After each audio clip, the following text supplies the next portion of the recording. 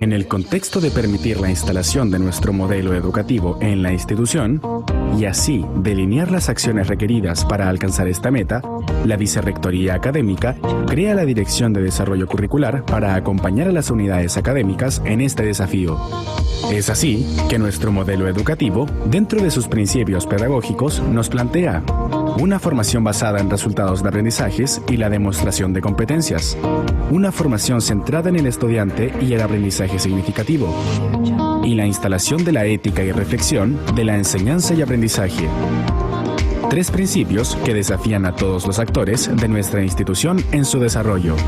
La Dirección de Desarrollo Curricular tiene como misión planificar, gestionar y ejecutar estrategias y acciones que permitan la instalación del modelo educativo a través del diseño y rediseño de planes de estudios de carreras técnicas y de pregrado. El desarrollo de competencias para la docencia universitaria en académicos y docentes, el acompañamiento a los estudiantes durante su formación y la innovación e investigación en docencia universitaria.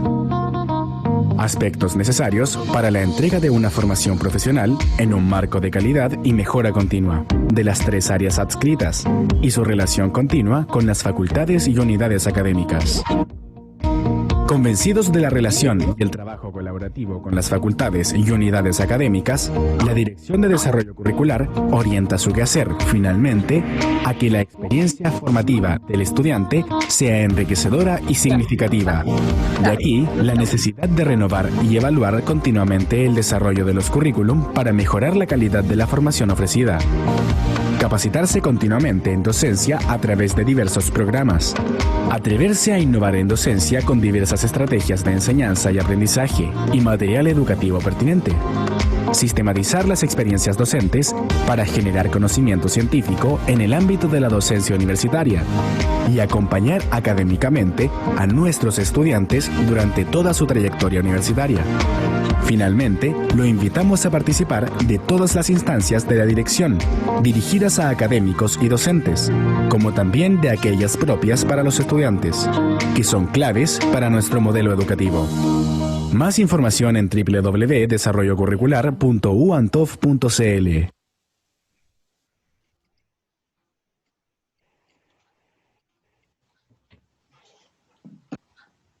Rector de la Universidad de Antofagasta, doctor Luis Alberto Loyola Morales, vicerrector académico, doctor Carlos Cabezas, decanos de las diversas facultades, director de Desarrollo Curricular, señor Emanuel Álvarez Durán, autoridades universitarias, expositores, académicos y académicas, estimadas y estimados estudiantes, comunidad universitaria, señoras y señores, muy buenos días.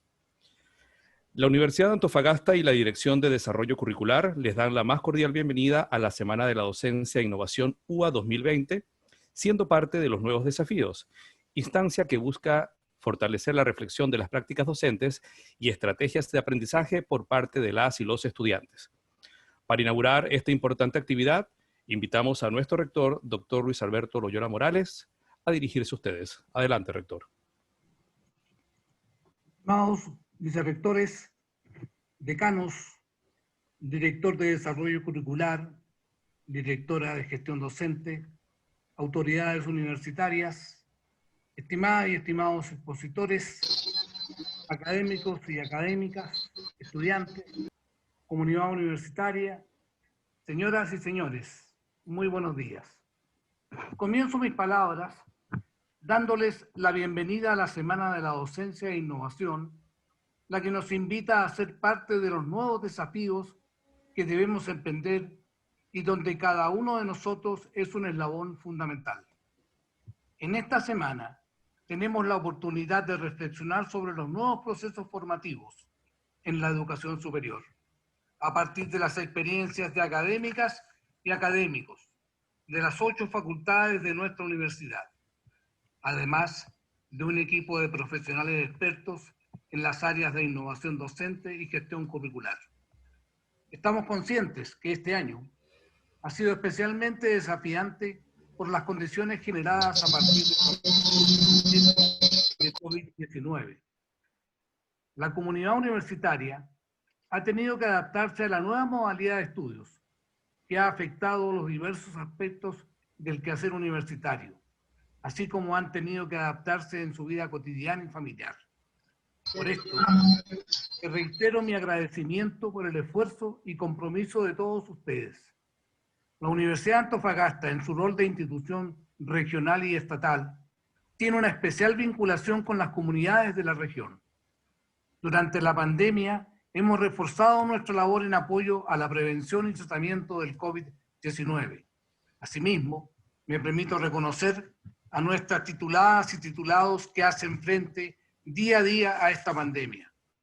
Hoy estamos llamados a comprometernos con la innovación en la docencia universitaria, asumir como una prioridad el fortalecimiento de una cultura de la transformación y la mejora continua acorde a los desafíos del siglo XXI.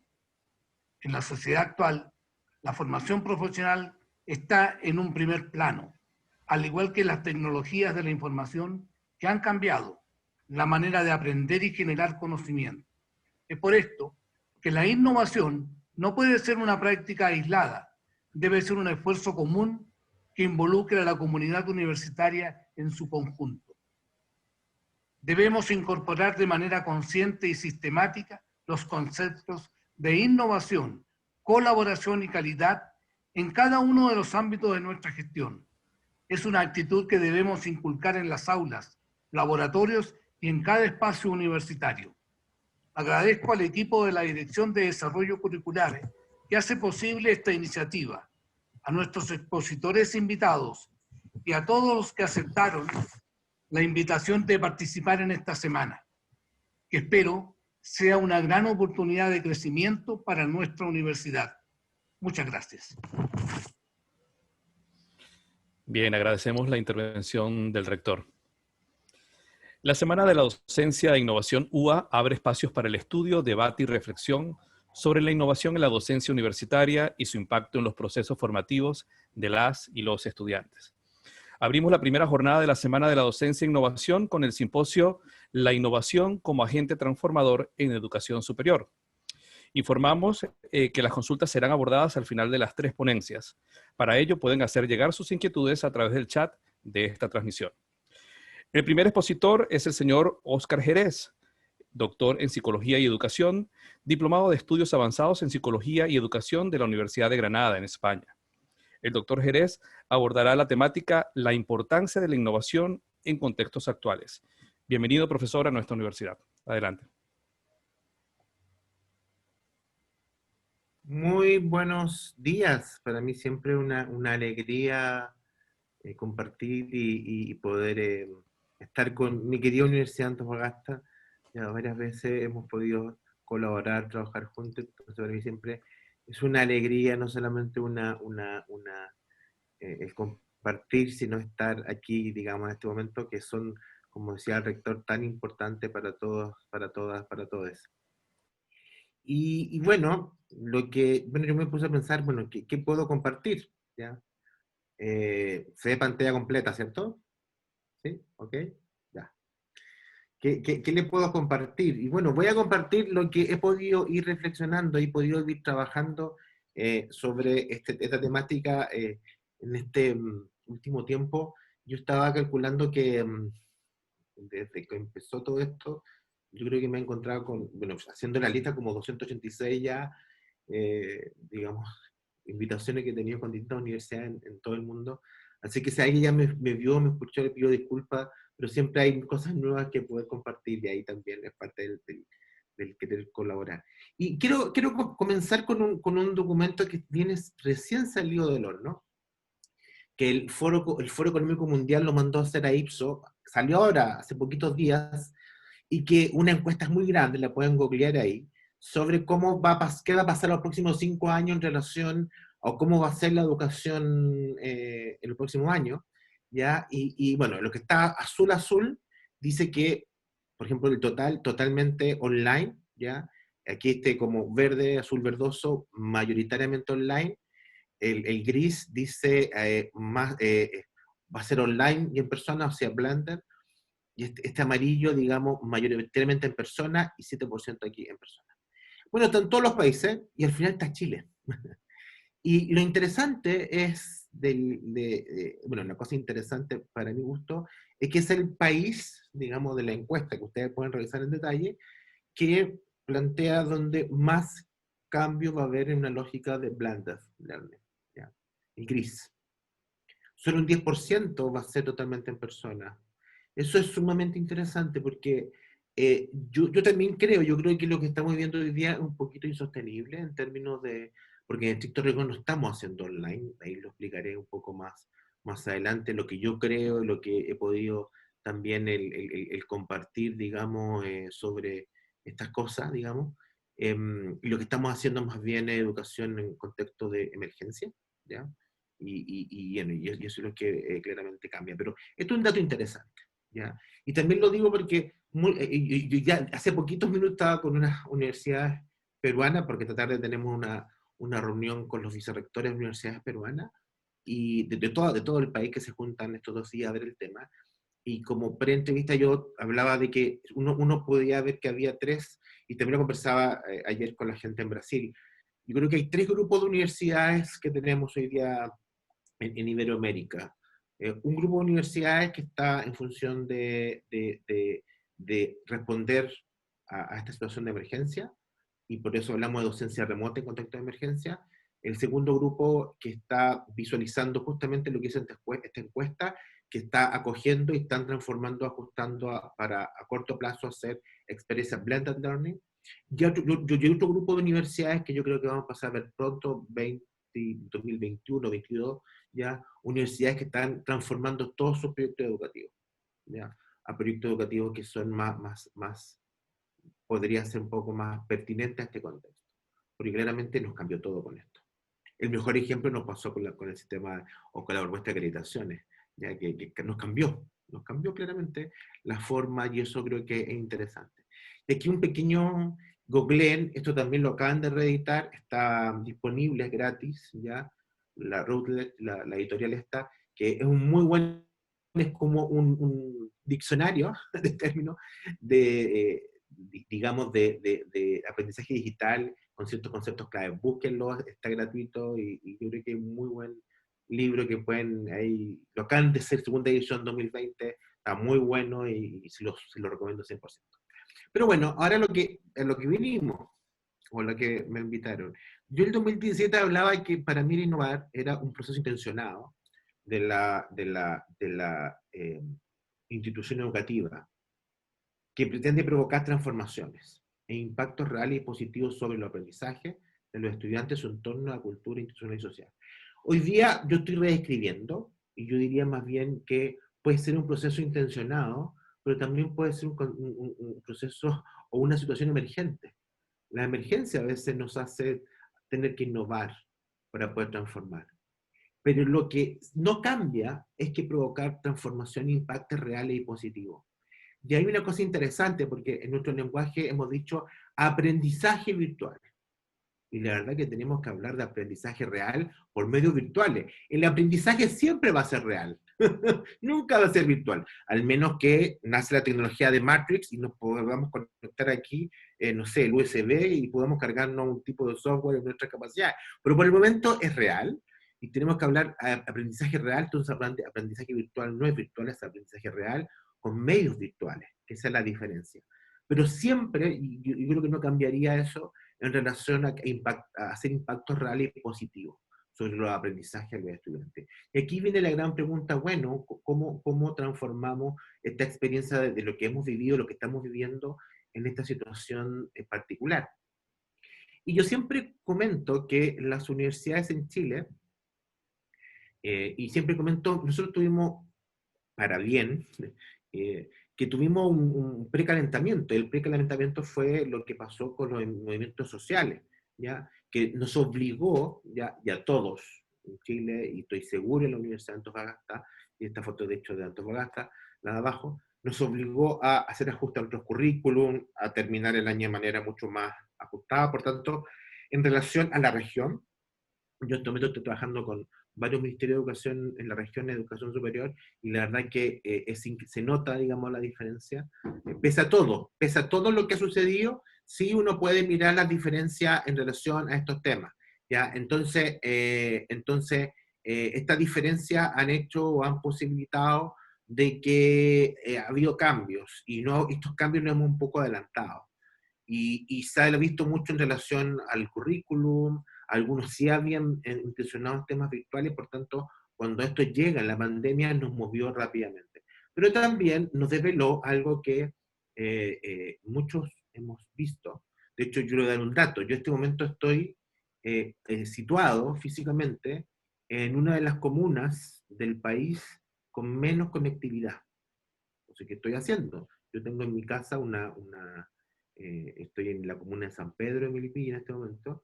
Yo tengo una antena, prácticamente soy como la Entel de aquí de la zona, y con una antena, digamos, no satelital, sino de telefonía móvil, he estado la pandemia conectado de esta manera. Y he hecho que mis vecinos también, y muchos estudiantes universitarios que aquí eran mis vecinos, he ayudado a colocar internet de esta manera. Pero eso es cierto, yo tenía aquí vecinos, y yo mismo al inicio tenía que irme literalmente a la punta del cerro a tener conectividad.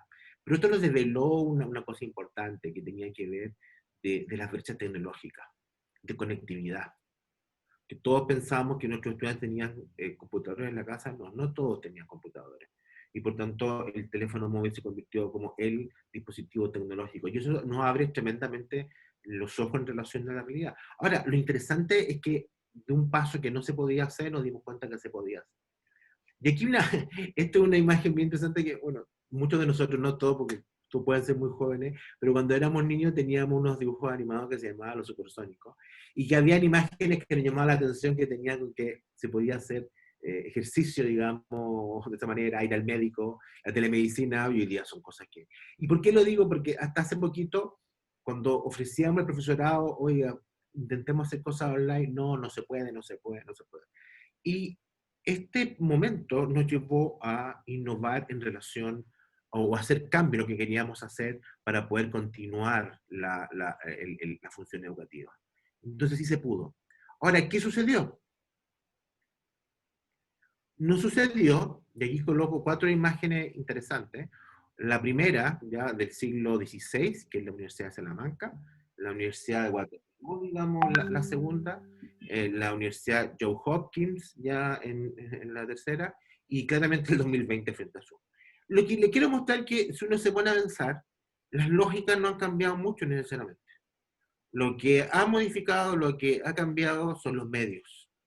Pero claro, al momento de pensar en la innovación, lo que tenemos que pensar no solamente en los medios, sino en el fondo, ¿ya? Y eso es tremendamente importante, pensar en el fondo, ¿ya? Y cuando hablamos en el fondo, ¿de qué hablamos? Yo voy aquí a mostrar algo que, ¿cómo hablar del futuro y sin hablar del pasado? Es que es inevitable, y es por esto. Miren, esta imagen es de un periódico, ya, de 1770, digamos, de Gazette Journal, ya, de Boston, y aquí tenemos el registro que se publicó por primera vez el aviso de un curso a distancia. Este es el primer registro que tenemos. ¿Y por qué hago esta salvedad? Hago esta salvedad porque, en el fondo, la primera generación de temas online, ¿ya?, fue por correspondencia, ya ocupaba libros, servicio de correo, ¿ya? El 728 fue el primer registro, y en 1858 el primer curso universitario de la Universidad de Londres. La segunda generación, yo me recuerdo, hago mi culpa de eso, yo me recuerdo que en la esquina, el negocio de la esquina, uno compraba una revista de un curso de inglés, la BBC, que venía con unos cassettes. Para los que no conocen, los cassettes son unas cintas magnéticas, y uno escuchaba, yo escuchaba una campanita que te hacía doblar la página para la siguiente sesión, digamos. El primer curso en 1922 fue en la Universidad de Pensilvania, en 53 en la Universidad de Houston, con creditaje con crédito universitario. En 65 la Universidad de Wisconsin fue el primer curso por correspondencia con apoyo telefónico para médicos. Aquí en la carrera de la salud hace mucho rato que están con estas modalidades. Somos el resto de las disciplinas que han sido más lentas. El 69, la Open University, primera universidad en United Kingdom, digamos, digamos, totalmente online. Y viene la tercera generación con electrónica, que teníamos cursos por correo electrónico, eran cantidad de texto, era copiar y pegar texto en el documento, los CD o disquete, ¿se acuerdan? La Internet 1.0, ¿ya? En el 96 nace la primera universidad totalmente virtual, la Japan International University. El 2015 esta universidad desaparece, un dato interesante. En el 97 la LMS moderna, ya como Moodle o otro, el WebCT fue el primero, como conocemos. El 2000, fíjense, recién, hace 20 años atrás, nace el concepto de learning o be-learning. El 2002 nace Moodle. Hasta ese momento toda la experiencia era sincrónica. ¿Ok? Ahora, lo interesante es que la televisión, que estaba en la segunda generación, ¿a qué se vuelve a imponer? ¿Ya? Y aquí hay un dato interesante. México, en los años 70, lanzó un satélite para televisión educativa y los profesores, las escuelas, se pusieron en huelga diciendo cómo el televisor iba a reemplazar al profesor. No fue así. De hecho, muchos de nosotros en los 80 en Chile veíamos Teleduc, o veíamos, digamos, cursos también en televisión. Pero aquí la diferencia que tenemos acceso a video, a videoconferencia, a Internet 2.0. Nace el concepto de mobile learning, nace el concepto de YouTube, nace el concepto de Facebook, de streaming de Netflix. Hoy día los diseños instruccionales se llaman cursos diseñados online. Cursos online a la metodología Netflix. ¿Qué quiere decir eso? On demand. Cursos on demand. Nacen los MOOC. Y la quinta generación, que es esta, que es la adaptativa y masiva, nace el concepto de Learning Analytics, de Ubiquitous Learning, que en cualquier momento, en cualquier lugar, las llegadas de las aplicaciones móviles. Se nos olvida. Hoy día nuestro celular sin aplicación móvil no funciona para nada. La llegada de Google Classroom, lo que viene ahora, la 5G y el COVID-19, claramente. Ahora, lo interesante es que nace el concepto asincrónico y asincrónico. Pero como ustedes ven, hay una amplia. Y aquí uno debería también como hitos el tema de la resistencia cultural. Y ahí yo quiero adentrar un poquito más sobre el tema de la cultura, que el rector ya algo habló. Aquí quiero empezar muy cortito en relación a que son generaciones distintas, ¿ya?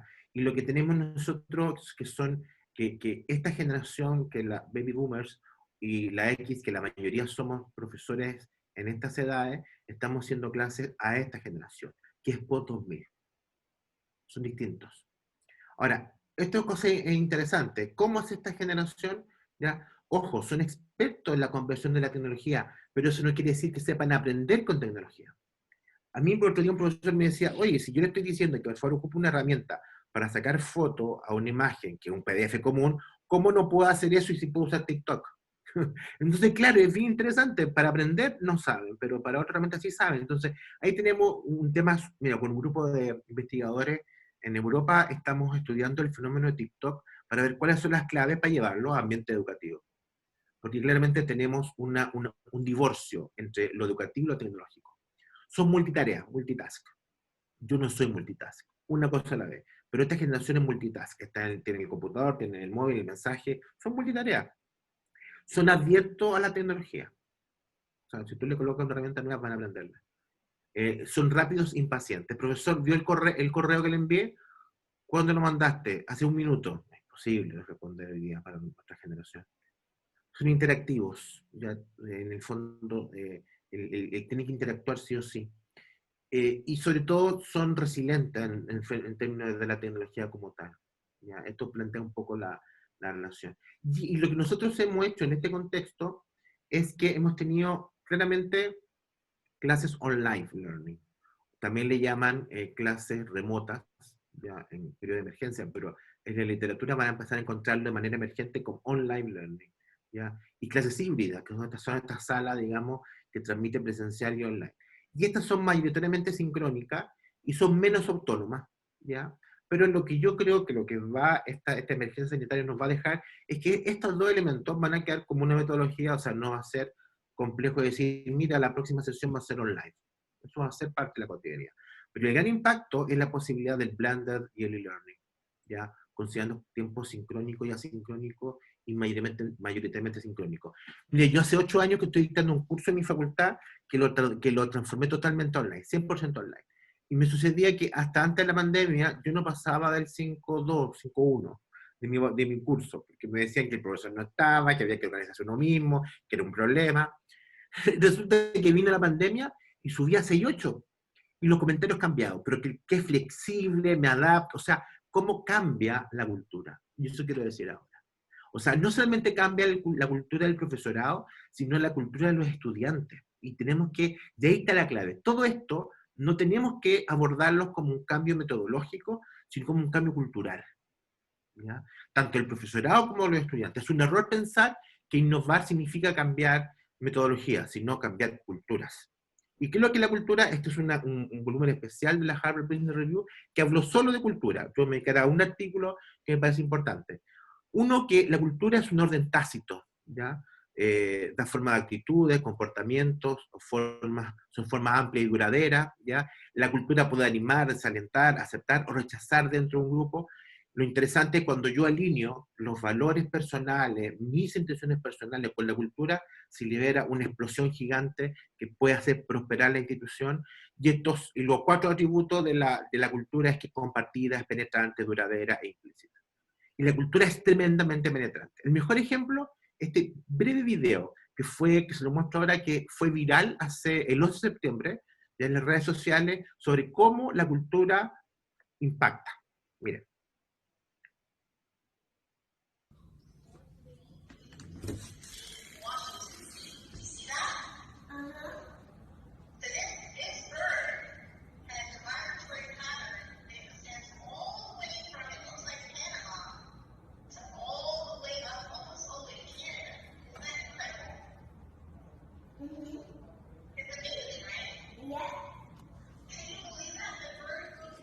En la cultura, nosotros popular tenemos una clase, es de esta manera. ¿Ok? Un profesor, un estudiante sentado, un profesor hablando. Y es lo mismo, ya, es las mismas lógicas que tenemos en esta primera imagen, o esta imagen que yo le mostré. Es la misma lógica, que tienen que ser, pero tenemos que romper esta lógica de estos elementos culturales. En el fondo lo que queremos, el innovar, es cambiar cultura, es cambiar cosas que hacía de una manera a cambiarlas de otra manera. ¿Y cómo lograr hacer cambio de cultura? Bueno, es el desafío. Y es por eso que esto, lo que hablaba al inicio, el rector y la presentación inicial, al final del día está en un proceso de transformación cultural, ¿ya? Y esa transformación cultural está pasando hoy día por transformación digital también, ¿ya? Y tenemos que comprenderlo de manera distinta. Y esta misma revista plantea que, mira, con toda la literatura existente, se pueden decir que son todos los factores que intervienen en la cultura. Uno, que tiene que ver con la capacidad de las personas de responder al cambio, ¿ya? Y ahí tiene que ver cómo me adapto, porque aquí tenemos que comprender que el que no se adapta, o el que no se adaptó a esta realidad, no pudo superarla. Nuestra capacidad para responder al cambio. Y la segunda variable interveniente tiene que ver con nuestra capacidad de interactuar con la gente. Entonces yo tengo que ser capaz de visualizar a la gente que responden al cambio, y esta gente que respondió de mejor forma, necesitamos que hoy día nos muestren hoy lo que queremos de la universidad del mañana, ¿ya? Y van a ser otro caballito de batalla. Y claramente atrás va a haber un grupo que posiblemente va a ir más lento por esta aceptación al cambio. Pero tiene que ir claramente comprendida en función de cómo interactúa. Yo que veo, bueno, y estos autores dicen que hay 8 tipos de tipos culturales distintas, de aprendizaje, etcétera, resultado, autoridad, satisfacción, orden, etcétera, lo pueden ver. Y yo creo que si ponemos la ausencia COVID, yo creo que la ausencia COVID, pese a todo lo malo, lo bueno que hay que modificar, cosas que mejorar, estuvo en estos 12 cuadrantes, para mi gusto. ¿Ya? Pero donde hubo la gran dificultad, y tenemos la gran dificultad hoy día, y voy a comentar un poquito ya casi terminando ya, La evaluación. Ahora es reinteresante porque si uno quiere ver profesores que innovan, uno realmente sabe que el profesor está innovando cuando cambia la evaluación. Dime cómo innovas y te diré qué tipo de profesor eres. Ahí es lo más difícil de cambiar, es la innovación. Y lo que sabemos hasta ahora, y lo hemos visualizado, es que en esta experiencia de pandemia, ya la calidad se ha fijado en dos ejes. Por un lado, la mediación y las condiciones personales y físicas. El ideal, claramente, es estar en este cuadrante, que haya mucha mediación, o sea, que el profesor apoye, o bien buenos materiales, qué sé yo, y que el estudiante tuviera un lugar solo para poder estudiar, buen computador, buena conexión. Esto es lo ideal. ¿Ya? Que en el fondo, si tuviéramos profesores motivados en su gran mayoría y conectados, podríamos tener una oportunidad de la mediación, aún no teniendo las condiciones físicas y materiales. Pero claramente yo me he encontrado con instituciones que son desafiantes en condiciones y en mediación, o sea, profesores que les cuesta, pero también en condiciones físicas. Entonces hay que preguntarse cada uno, bueno, en esta pandemia, ¿dónde me he ubicado? ¿Ya? ¿Sobre qué me he ubicado yo como profesor? Y sobre todo, cómo me he ubicado en función de la experiencia educativa. Y ya para ir cerrando, ¿qué desafío, qué oportunidades emergentes que yo he visto en esta y que nos llevan a innovar? Primero, tenemos que aprender a preparar nuestra clase de manera distinta, salir de la caja. ¿Ya? Yo creo que el gran desafío es aprender a preparar las clases de manera distinta. Ya no el PowerPoint, sino la interacción. Y el segundo componente, el tipo de interacción. A ver, lo que hoy día los profesores me están reportando y se están quejando, que los estudiantes no están entrando a las clases sincrónicas. Entonces le digo yo, bueno, ¿cuál es el valor agregado de ver tu video e ir a tu clase? Entonces la pregunta es, ¿cuál es el valor agregado de ir a tu clase? ¿Cuál es el valor agregado de tener una sesión sincrónica? Y yo creo que el valor agregado de la clase sincrónica es la interacción. El trabajo en grupo. Y yo lo que hago hoy día en mis clases, estoy ahora con la clase de doctorado, y ellos saben, mira, todo lo que no es, todo lo que es asincrónico, claramente tiene que ver que ustedes lo pueden hacer. Y sincrónico, porque no vamos a juntar a trabajar colaborativamente. Todo lo que es evaluación y feedback. Hay un paper muy famoso que se llama The Power of the Feedback. ¿Ya? Lo importante de que es transformar nuestras evaluaciones, ¿ya? A evaluaciones distintas, y ahí voy a darse un pequeño tips. El tema de la carga académica.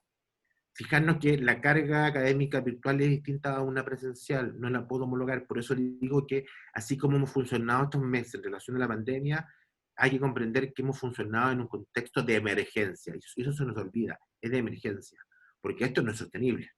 ¿Ya? Lo que va a ser sostenible son aquellas que van a quedar y las transformaciones futuras que vamos a poder hacer como universidad.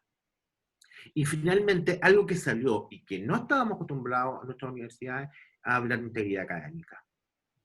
Y la integridad académica desde lo positivo, no desde la copia, no desde el plagio, sino la importancia de la integridad. Y aquí un pequeño, digamos, nosotros que hemos estado trabajando en un modelo de integridad académica, donde hay, desde el punto de vista de la dimensión formativa, yo necesito promover y prevenir, supervisar y gestionar las situaciones. Pero necesitamos que en este punto sean la mayor cantidad de acciones, y en este punto acciones particulares. Necesitamos que haya mucha promoción y prevención y que haya claramente gestión, digamos, de situaciones particulares. Después, si la oficina me escribe, le puedo mandar material que hemos desarrollado en función de la integridad académica, pero desde lo positivo, no desde la copia del plagio, sino perfecto. ¿Cómo hacemos esta herramienta como algo importante? Y desde los institucional, de los espacios de actuación, necesitamos las políticas institucionales, necesitamos gestionar la formación de manera distinta y cómo somos capaces de promover un conjunto de acciones para promover cada vez más la integridad académica. Yo creo que esto ha sido de gran temazo porque tiene relación con la evaluación, lo que nos sucedió hoy día con la institución. Bueno, ahí espero en la pregunta ahí poder dialogar más, pero creo que me pasé un poco del tiempo, pero bueno, como siempre. Bien, agradecemos la exposición del doctor Óscar Jerez. Aprovechamos de informar que las consultas serán abordadas al final del simposio y para ello pueden hacer llegar sus inquietudes a través del chat de esta transmisión. En estos momentos vamos a realizar una pausa técnica de 5 minutos y los dejamos con el video institucional de la Universidad de Antofagasta, elaborado por el Departamento de Comunicaciones y la presentación de la Dirección de Desarrollo Curricular. Nos vemos en un momento.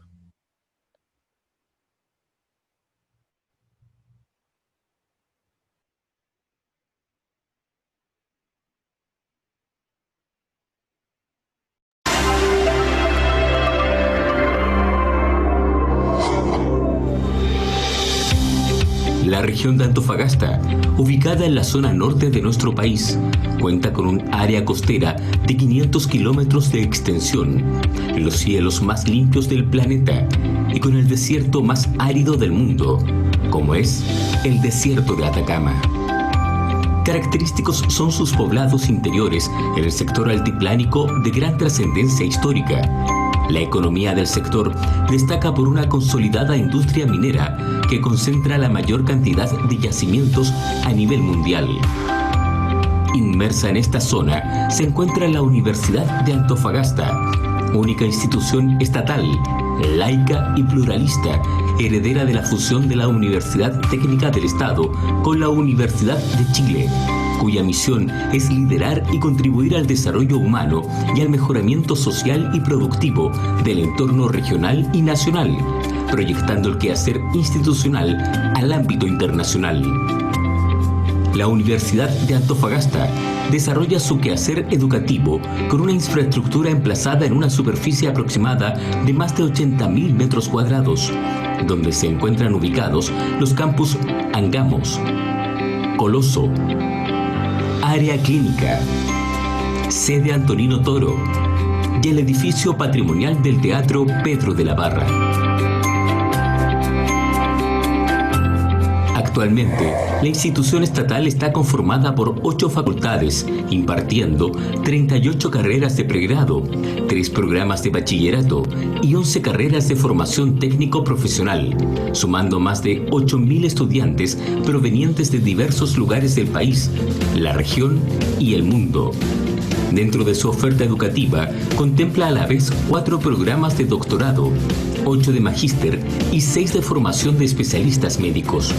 Nuestra visión está dirigida a ser un referente nacional e internacional de educación superior, con altos estándares de calidad en todos los ámbitos del quehacer universitario, desarrollando tecnologías y sistemas para el uso eficiente y efectivo de los recursos naturales de la región de Antofagasta y del norte del país, contribuyendo a alcanzar un desarrollo social y económico con armonía ambiental y paz social, formando profesionales socialmente responsables que lideren el desarrollo sostenible de la región y el país.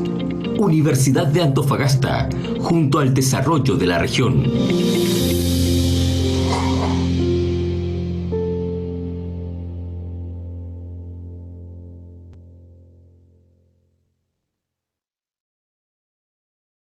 En el contexto de permitir la instalación de nuestro modelo educativo en la institución y así delinear las acciones requeridas para alcanzar esta meta, la Vicerrectoría Académica crea la Dirección de Desarrollo Curricular para acompañar a las unidades académicas en este desafío.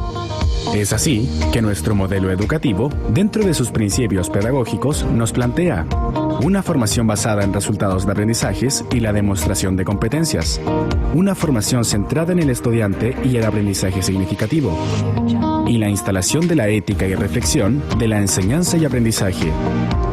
3 principios que desafían a todos los actores de nuestra institución en su desarrollo. La Dirección de Desarrollo Curricular tiene como misión planificar, gestionar y ejecutar estrategias y acciones que permitan la instalación del modelo educativo a través del diseño y rediseño de planes de estudios de carreras técnicas y de pregrado.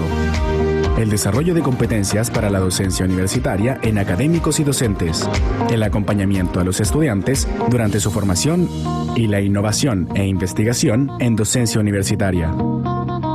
Aspectos necesarios para la entrega de una formación profesional en un marco de calidad y mejora continua de las 3 áreas adscritas y su relación continua con las facultades y unidades académicas.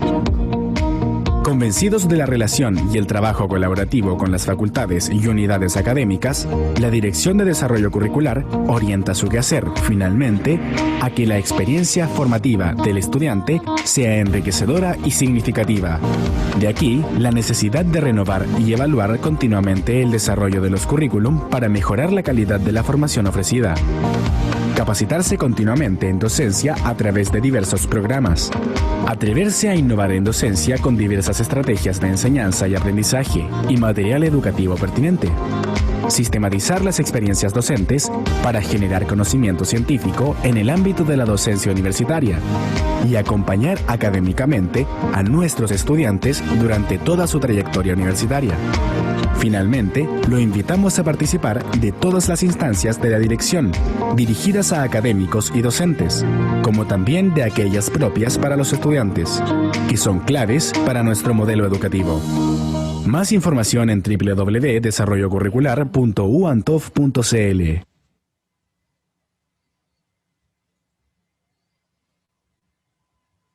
Muy bien, continuamos con la segunda ponencia del simposio La innovación como agente transformador en educación superior, la cual está a cargo del doctor Boris Marinkovic, quien nos expondrá sobre aprendizaje basado en equipos en cirugía en la Universidad de Chile. El doctor Boris Marinkovic es magíster en docencia quirúrgica por el Imperial College de Londres y académico de la Facultad de Medicina de la Universidad de Chile. Damos la palabra al doctor Boris Marinkovic. Bienvenido, profesor. Bueno, muchas gracias a todos y todas por la recepción y por la invitación a presentar. Decir que mi familia es de Antofagasta, así que para mí es un orgullo gigante estar presentando en la Universidad de Antofagasta. La presentación de hoy día trata de este tema que se llama aprendizaje basado en equipos y es la implementación que hicimos en la asignatura que yo hasta hace poco dirigía, que es cirugía. Esto también se conoce con el nombre de Team-Based Learning o TBL. Ahora, entender la metodología en 20 minutos va a ser un poco complejo, así que quizás voy a tratar de ir lo más lento posible para que vayan siguiéndome y al final, bueno, ahí podemos aclarar algunas cosas en las dudas finales. Este es un pincelazo general, que la idea es que puedan de cierta forma entender a grandes rasgos de qué se trata y qué hicimos con la pandemia, pero sin duda van a quedar, digamos, muchas cosas por resolver y ahí podemos ir, les puedo dar mi correo y podemos ir en el futuro trabajando en conjunto para, si es que a alguien le interesara implementarlo. Bueno, antes de partir quiero contarles que yo soy especialista en cirugía y desde el año 2016 soy profesor encargado de la asignatura de cirugía. Esta asignatura se hace en el 7º semestre de la carrera, es decir, en el primer semestre del 4º año. Y yo siempre digo que me di una vuelta larga a la educación. Podría quizás haber estudiado pedagogía desde un principio, pero yo hice 7 años de medicina, después 3 años de cirugía, después trabajé un tiempo como cirujano y después recién empecé a trabajar en docencia. Así que siempre yo cuando empiezo una charla digo que mi verdadera vocación, que es la docencia, llegué a ella a través de una vuelta bastante larga, como de 15 años. Lo primero que hice yo para formarme es un curso de docencia efectiva y después, como bien dijo el presentador, un magíster en educación. Y empecé también, mientras dirigía el curso de cirugía, a relacionarme con algunos expertos en educación, entre ellos Oscar, quien fue de mucha ayuda en este camino, en la profesionalización de las técnicas que nosotros hacemos. Uno como científico en el fondo tiene pocas herramientas pedagógicas. Sin embargo, es difícil desde la identidad quirúrgica del cirujano hacer docencia. Así que ha sido bastante complejo, pero me he encontrado con muy buenos amigos como Oscar que me han ido impulsando a seguir y a hacerlo cada vez más profesionalmente. Yo actualmente estoy convencido de que lo importante es estar constantemente innovando en educación superior. Y el único camino para hacer esto, en el fondo, es innovando y es lo que realmente tiene impacto en la mejoría del aprendizaje de los estudiantes. Quiero partir la presentación con este gráfico, que es uno de los gráficos que más me ha impactado en mi vida. Está un poquito viejo, tiene 2 años, pero que si ustedes lo ven acá, en el 90% de la información existente, de la data existente en el mundo se había generado entre el 2000, digamos, los últimos 2 años, o sea, entre el 2016 y entre el 2018. Y es solo el 10% desde la prehistoria hasta el 2016. Y esto tuvo repercusiones importantes en cómo yo veo la información. Porque si es que la información es capaz de multiplicarse por 9 en 2 años, eso quiere decir que los estudiantes a quienes le estamos enseñando hoy van a salir de la carrera en un mundo en que la información va a ser 27 veces más de lo que existe hoy en día. Entonces probablemente las cosas se van a estar haciendo de forma totalmente distinta a cómo se están haciendo. Es por eso que los docentes no tenemos que empecinarnos a formar un tipo rígido de profesional, que tenga conocimientos y competencias rígidas, sino que tenemos que esforzarnos por formar profesionales que sean capaces de adaptarse rápidamente a una modernidad que es líquida y que va cambiando de manera veloz y en franca aceleración. Temprano en mi carrera me di cuenta, y aquí nos copiamos con Oscar, no nos habíamos puesto de acuerdo, pero parece que esto algo de relevancia tiene, en que lo diferente que son las generaciones y lo rápido que van cambiando. Antes pasaban más años entre una generación y otra. Yo, a diferencia de Oscar, acá no aparece la generación Z, que es la que viene después de los millennials. Yo no soy X, yo soy millennial. Entonces, de cierta forma, estoy en una posición un poco privilegiada, porque estoy entre los Z, que son los estudiantes de cuarto, y los X. Entonces, hay menos brecha generacional y soy un buen intermediario entre académicos y estudiantes. Y como la docencia moderna es centrada en los estudiantes, es muy importante entender estas diferencias que existen, y es muy importante además considerar la opinión de los estudiantes para ir construyendo con ellos las innovaciones. Es por eso que todos los años hacemos un proceso iterativo de mejoras que se basa en las respuestas a las encuestas docentes que hacemos siempre al final de semestre. Y una de las cosas que a mí más me llamó la atención cuando hice la primera encuesta fue lo mal evaluada que está la uniformidad o estandarización de la práctica docente entre los distintos campos clínicos donde se dicta la asignatura de cirugía. Si se fijan, el año 2017 nos sacamos un rojo que es bastante feo, es un 2.9 de 7, en la uniformidad de cómo eran las sedes entre ellos. Para contextualizar un poquito y no se pierdan, en la generación de la Universidad de Chile son 200 estudiantes. Y estos rotan simultáneamente en la asignatura de cirugía durante el primer semestre y se distribuyen en 5 hospitales de aproximadamente 40 estudiantes cada uno, y a su vez en cada hospital se diferencian en los distintos equipos de cirugía que hay, en grupos de 4 o 5 estudiantes. Y en estos, digamos, van rotando mientras dura la rotación de cirugía. Y los que hemos hecho docencia, nos hemos dado cuenta la diferencia que existe y lo potente que es la docencia cuando uno la hace en un grupo reducido de estudiantes, versus lo que se puede lograr en un aula masiva. Principalmente porque en los grupos pequeños se genera discusión, hay una supervisión más directa, hay mayor oportunidad de que nosotros le demos feedback a los estudiantes, que ellos hagan consultas, y esto impacta de cierta forma de manera más eficiente en el aprendizaje, sobre todo de los aspectos que nos importan en cirugía o en medicina, como es el razonamiento clínico y la toma de decisión. Es por eso que el profesor Larry Michelson tuvo la genial idea de fusionar en el fondo las ventajas de estas ventajas que tienen las dinámicas de grupos pequeños con las eficiencias que tiene en las aulas, con las eficiencias que son, lo eficientes que son las aulas masivas. Y aquí acuña el concepto de Team-Based Learning o aprendizaje basado en equipo. Esto se publica por primera vez el año 1982.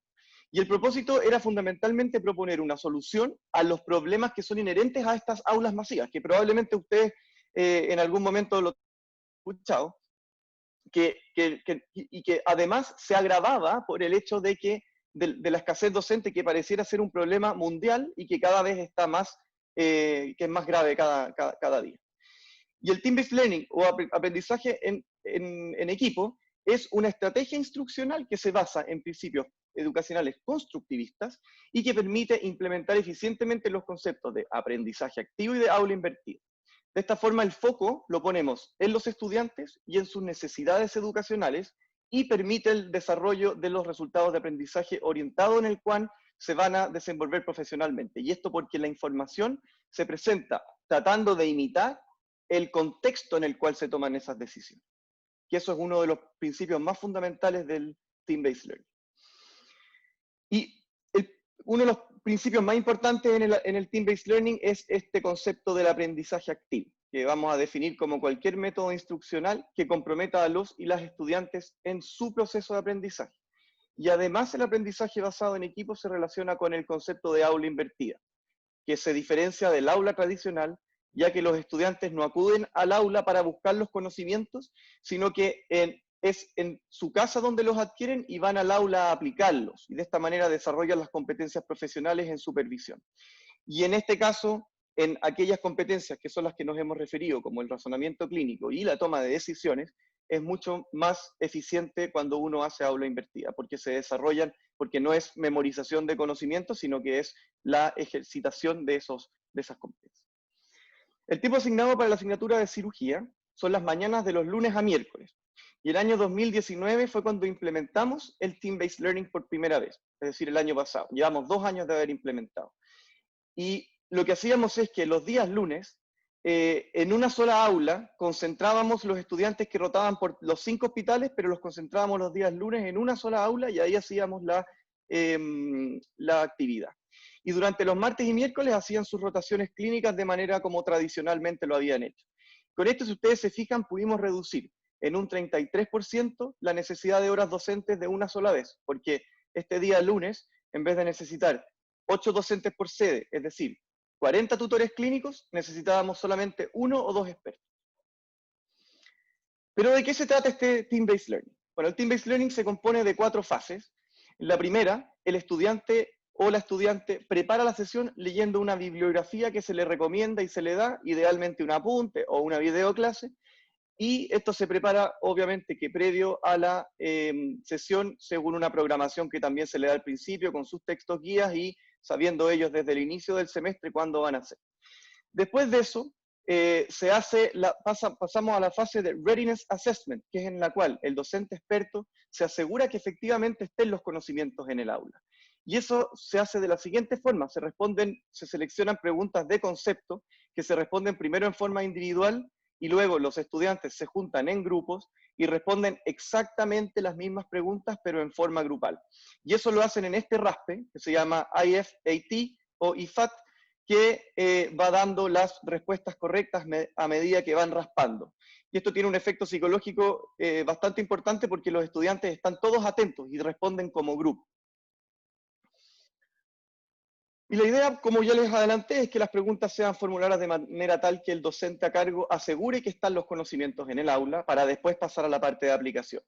Y eso se hace, obviamente, que haciendo una retroalimentación de los conceptos que vimos y se exploraron en las preguntas anteriores. En la tercera fase se va a dar paso a los casos clínicos, que también son respondidos en grupo. Y estos deben cumplir ciertos principios, que son estos que están acá y no voy a ahondar, pero la presentación va a quedar disponible para que la tengan. Las preguntas corresponden en general a casos clínicos y se orientan a decisiones que tienen que tomar los estudiantes igual como lo van a hacer cuando sean profesionales. En el fondo es lo mismo que esto que hablamos de la evaluación auténtica, que tienen que ser situaciones que sean lo más parecidas a la realidad. Y estas diapositivas se ven cómo responden los representantes de cada grupo en manera simultánea cuando el reloj llega a 0, después obviamente de haber hecho la discusión entre sus grupos. ¿Y cómo fue la experiencia? Y después, bueno, viene la última fase, que es en lo que ellos se evalúan entre pares para asegurar que en el fondo hayan, que todos hayan trabajado de manera más o menos simétrica. ¿Y cómo fue la experiencia del primer año? Bueno, la verdad es que el promedio del examen entre el 2017 y el 2019, el 2018 no lo consideramos porque fue un año muy interrumpido por paro, hubo más de 10 semanas de paro en la Universidad de Chile. Por eso que irregular que lo comparamos con el 2017. Y si ustedes se fijan, hubo un aumento en 0,27 decimales en el promedio general, que fue bastante significativo, y fue significativo también estadísticamente. Y también hubo una disminución importante en la desviación estándar de las notas, es decir, disminuyó harto la dispersión. Y asimismo las diferencias de promedios entre las sedes, que ustedes pueden observar acá, que eran significativamente distintas entre sedes el año 2017, dejaron de serlo el año 2019. Y eso, la única diferencia estructural real que se había hecho en la asignatura era justamente el Team-Based Learning. Y fíjense cómo había además una notoria dispersión entre las notas, entre las distintas sedes el año 2017, y cómo esto tendió a desaparecer el año que se introdujo el Team-Based Learning. Cuando le preguntamos a los estudiantes qué opinaban de la metodología, el 100% estuvo de acuerdo, o muy de acuerdo, de que el Team-Based Learning favorece el desarrollo de resultados de aprendizaje, y sobre el 95% estuvo de acuerdo en que se hace eficiente el uso del docente y que además fomenta el trabajo en equipo. Y asimismo, casi el 100% de los estudiantes estuvo de acuerdo con que se debería implementar en otras versiones de la asignatura. Si comparamos la misma pregunta que les mostré al principio, en la nota que nos ponen en cuanto a la uniformidad entre sedes, pasamos a tener un 2,9 de promedio a un 4,6. Mejoramos bastante. Es decir, los estudiantes percibían que la docencia entregada en cada sede de la Universidad de Chile era más uniforme. Y por lo menos dejamos de sacarle un rojo, que nos digamos, deja bastante contento. Hay todavía mucho que avanzar, pero sin embargo hubo una mejoría bastante importante. Bueno, ¿y qué ocurrió después del 2019? Todos lo sabemos. Llegó el 2020 y desapareció completamente la posibilidad de reducir estudiantes y poder hacer la actividad. Y era poco probable que durante este año se puedan hacer actividades similares, o que reinventar la asignatura rápidamente, tratando de mantener la metodología que había sido exitosa, o por lo menos había sido bien evaluada por los estudiantes. Hicimos primero 2 sesiones piloto, una de 10 estudiantes y una de 25 para ver si funcionaba, y como funcionó bien, finalmente se terminó aplicando a los 200 estudiantes.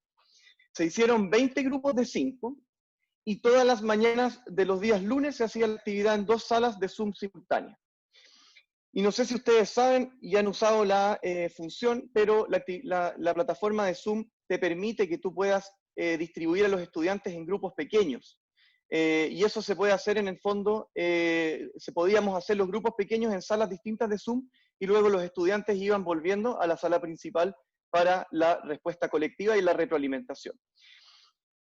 La prueba individual, como ya no teníamos la posibilidad de hacerla en forma presencial, se hizo en un formulario de Google, y la parte grupal se hizo en un RASPE virtual que funciona con los mismos principios que el RASPE. Los estudiantes pueden raspar en grupo hasta que aparezca la respuesta correcta. El vínculo de la prueba individual se enviaba al inicio de la actividad a los 100 o 200 estudiantes mediante el chat de Zoom, y el vínculo de la parte grupal, que en la siguiente parte, se compartía mediante un grupo de WhatsApp que incluía el docente experto y 20 estudiantes representantes, que eran los 20 representantes del total de los grupos. Y cada uno de ellos compartía a su vez la pantalla con sus compañeros una vez que ya eran enviados en los grupos pequeños. Luego de esto se hacía una retroalimentación en la sala general, y para esto se usaba como guía los resultados que habían tenido ellos hace 15 minutos atrás en la prueba individual que hicieron en el formulario de Google.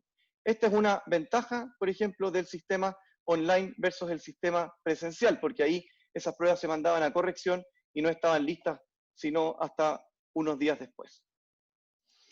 Para la parte de aplicación se compartían los casos clínicos que los estudiantes los iban viendo en los grupos pequeños, se compartía también a través del estudiante representante por el grupo de WhatsApp, y después pasaban a la sala principal donde respondían en forma simultánea cuando este relojito, que es un video que se juntaba en la presentación, llegaba a 0.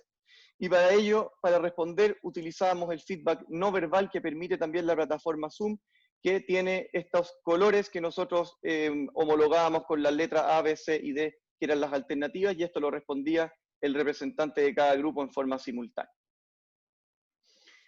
En total se hicieron 24 sesiones de aproximadamente 3 horas cada una, que incluían 10 preguntas de conocimiento y 10 preguntas de aplicación. Y como Zoom permite grabar, todos quedaron en un sitio web para la posterior revisión por los y las estudiantes. De esta manera también nosotros teníamos un control casi absoluto de todas las sesiones sincrónicas que se habían hecho. Cuando hacíamos las evaluaciones, podíamos ir a los videos y ver si efectivamente ese resultado de aprendizaje se había ejercitado o no. Y así teníamos bastante control. La asistencia de todas las sesiones fue en general muy buena, a pesar de que había bastante libertad para quienes no tuvieran la opción de conectarse, o mal internet, o malos dispositivos. Y en general en todas las sesiones la asistencia fue mayor al 98% de un universo de 200 estudiantes, lo cual nos dejó a nosotros por lo menos bastante contentos. Y si bien el año pasado no se encuestó dirigidamente por una evaluación docente aún, tendemos a hacerle a UTMS, la metodología fue reconocida al menos por cada uno de los estudiantes en las respuestas de los aspectos positivos del curso. Si ustedes se fijan, acá casi los TBL, entre los aspectos positivos, acá dice el método Team-Based Learning ayuda a fomentar el estudio, buena organización, creo que no es mala idea implementar TBLs online a futuro, y etc. Así que fue también bastante bien recibida por los estudiantes. Aquí les quiero mostrar, así era cuando estaban los estudiantes, como nosotros hacíamos digamos, ahí están todos los estudiantes en la sala grande y estamos haciendo las retroalimentaciones de los casos clínicos. En conclusión, la metodología de aprendizaje basado en equipos es una forma fácil de implementar aprendizaje activo y aula invertida en la asignatura de pregrado. los resultados son consistentes en que favorece el resultado de aprendizaje, o los resultados de aprendizaje. Esto contribuye a la estandarización de la docencia en asignaturas como la nuestra, donde las prácticas docentes son dadas en múltiples campus. Permite además hacer más eficiente el recurso docente porque tiene las ventajas de la docencia de grupos pequeños, pero que se implementa en un aula masiva con un solo académico o dos académicos expertos, y así se economiza en el recurso docente, que es tan preciado. Y también es bien evaluada por los estudiantes y además es fácilmente convertible al formato virtual u online. Incluso podría decirse que es más cómodo hacerlo online que hacerlo en forma presencial. Eso sería, y muchas gracias por la atención. Muy bien, agradecemos la exposición del doctor Boris Marinkovic. Le recordamos que las consultas serán respondidas al final de la jornada y para ello los invitamos a enviar sus inquietudes a través del chat. Igualmente, cuando comience el ciclo de preguntas, podrán hacerlo directamente a los expositores activando su micrófono y su cámara si gustan hacerlo de esta manera. Presentamos a continuación a nuestra tercera conferencista, la psicóloga Floriselva Castro Cisneros, directora de Formación Integral del Estudiante de la Universidad Autónoma Benito Juárez de Oaxaca, México, quien abordará la importancia de la innovación docente en la formación del estudiante. Le damos la bienvenida entonces a la psicóloga Floriselva Castro. Bienvenida. Muchísimas gracias, muy buenos días, tengan todas y todos ustedes. Y agradezco a la Universidad de Antofagasta el brindar este espacio. Sobre todo, muchísimas gracias porque en la distancia nos sentimos muchas veces más cerca. Es un momento difícil, pero vaya mi saludo hasta el bello país de Chile, que para mí significa muchísimo por todo el trabajo que hemos estado realizando con las universidades de este hermoso país. Bueno, pues vamos a platicar un poquito, vamos a abordar el tema de la importancia de innovación docente en la formación del estudiante. Desde la perspectiva de cómo vamos avanzando nosotros en las diferentes, desde cómo la contingencia COVID nos ha ido obligando a modificar estas situaciones que han ido presentando. Es muy importante entonces para la Universidad Autónoma Benito Juárez de Oaxaca y sobre todo para México ir adaptándonos a estas nuevas situaciones que se van presentando. Desde hace ya algunas décadas, los conceptos de innovación docente y mejora de la calidad educativa han ocupado una buena parte del escenario de las políticas de la educación y de la reflexión realizadas por los planes estratégicos de las universidades. Y precisamente la Universidad de Antofagasta ha aportado en América Latina muchas de sus experiencias para esta innovación y que pretenden contribuir precisamente a construir una cultura de la innovación docente en educación superior y que permita garantizar una mejora en la calidad educativa y en la formación integral del estudiante. Consideramos que algunos pilares sobre los que se debe de edificar esta cultura de la innovación es la participación de todos los sectores de la comunidad educativa, impulsando la importancia de la formación y coordinación pedagógica del profesorado, la integración de las tecnologías de la información y de la comunicación en una apuesta por la renovación de las metodologías de enseñanza o la importancia de transferir el conocimiento sobre buenas prácticas en innovación docente. El significado de la palabra innovación no es uniforme a lo largo de la historia, como tampoco lo es su carga simbólica, ¿no? Etimológicamente, como lo sabemos, la palabra innovación proviene del latín innovatio, que significa crear algo nuevo. Y desde esta perspectiva, toda innovación supone un cambio, aun cuando no todo cambio puede calificarse como innovación, toda vez que este debe implicar un proceso razonado para avanzar hacia la mejora del conocimiento. En nuestro caso, tiene que ser educativo, ¿no? Se trata de avances en aspectos sustanciales del objeto de innovación. Y esto pues nos permite observar que no da modificaciones superficiales o de simple adopción de novedades. Por ello, si hago hincapié en que no cualquier cambio constituye una innovación. Y esto precisamente en México nos habla del contexto y en América Latina, que muchas veces partimos de que lo que puede ser innovador en una región o en otro país, en alguna otra, en el mismo tiempo y en el mismo espacio, y lo estamos viendo ante esta contingencia, que tanto los medios, los métodos, las herramientas digitales se han ido utilizando de una manera diferente, ¿no? Y esto hace que surjan ideas para ir avanzando en la formación del estudiante desde esta innovación docente. Hoy entonces vamos a enfrentar retos, desafíos que nos van a ir, ¿sí?, llevando a una cultura diferente sobre la innovación. Tanto las políticas de educación y de la reflexión realizadas por los planes estratégicos de las universidades, en las cuales van a ir replanteando esta temática.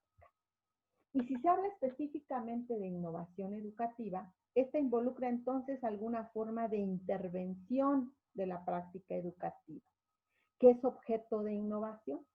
La intervención se concreta en una serie de acciones estructuradas, con cierta lógica, orientadas a producir cambios relevantes en dicha práctica, tanto en el diseño de las acciones orientadas a la intervención, como la forma en que ésta se articula y surge y se sustenta en un proceso en el que se tiene acceso y se genera conocimiento acerca del objeto de innovación y de sus posibilidades de transformación en docencia innovadora.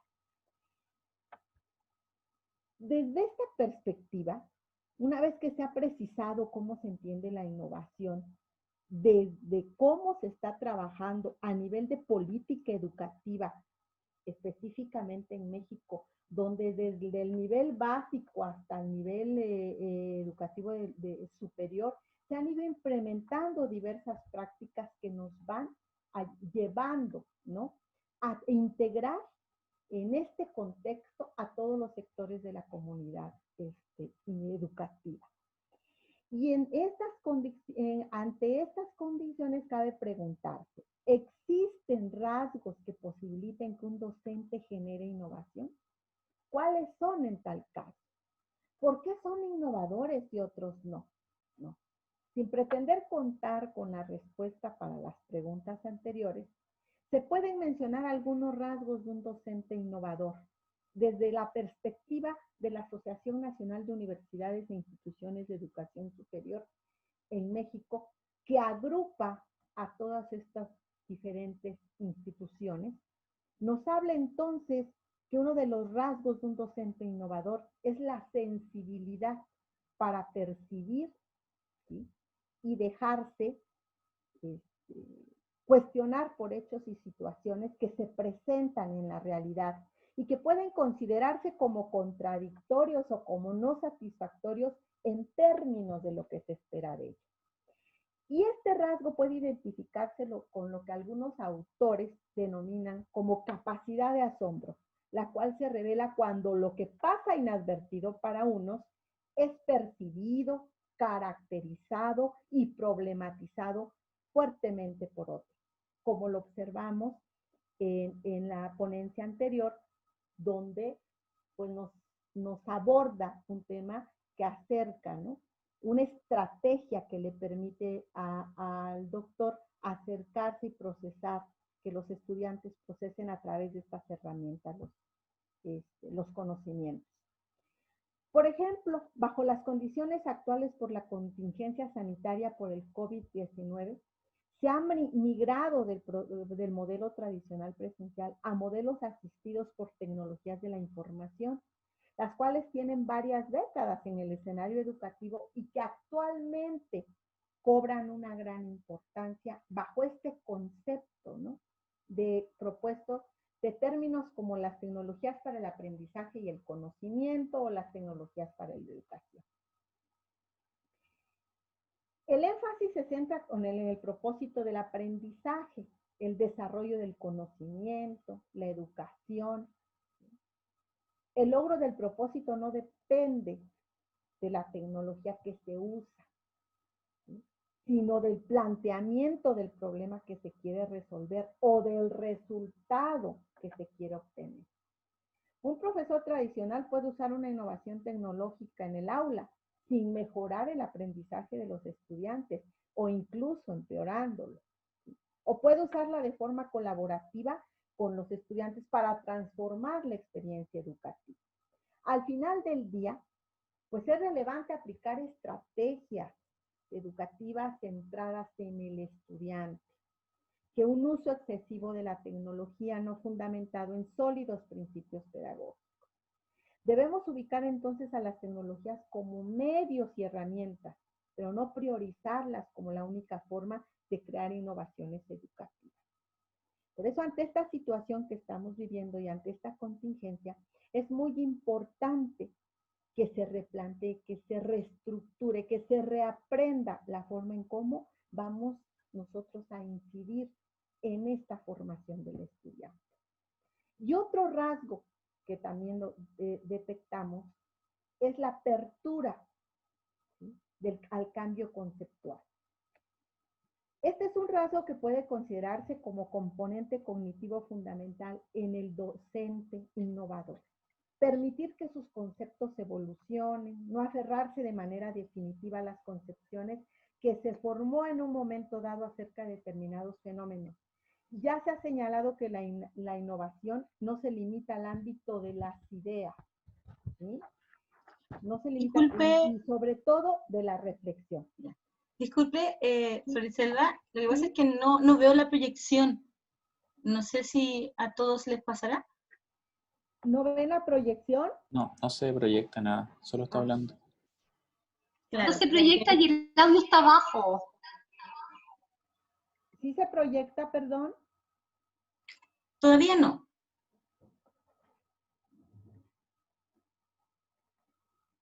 Ok, voy a cerrar un poquito para corregir esta situación.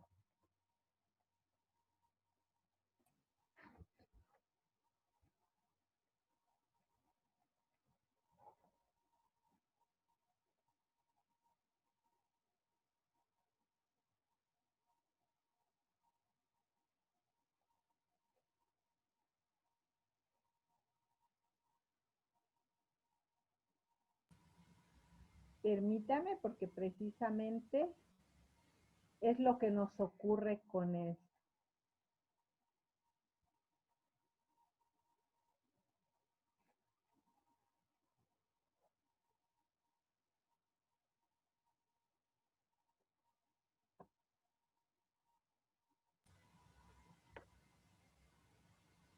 Esperemos un momento mientras Sí, por la favor, ya. profesora Floriselva soluciona la situación. ¿Ya se proyecta? Sí, ahora sí. ¿Sí? Sí, ahora sí. Ahora sí, gracias. No, gracias. Me dicen también que el audio está bajo, ¿verdad? ¿Ya me escuchan mejor? Ahora Yo se por lo escucha menos mejor. escucho bien, sí. ¿Sí? Sí, impecable. Ajá. Ay, muchísimas gracias. Bueno, entonces, estábamos en los rasgos de un docente innovador. Hablábamos precisamente de la apertura al cambio conceptual, que es un componente fundamental en el docente innovador y que permite que se evolucione, ¿no? Que se vaya de manera definitiva, vayan avanzando y no aferrándose a los conocimientos que se formó en un momento dado acerca de determinados fenómenos, ¿sí? Cuando hablamos precisamente de profesores innovadores,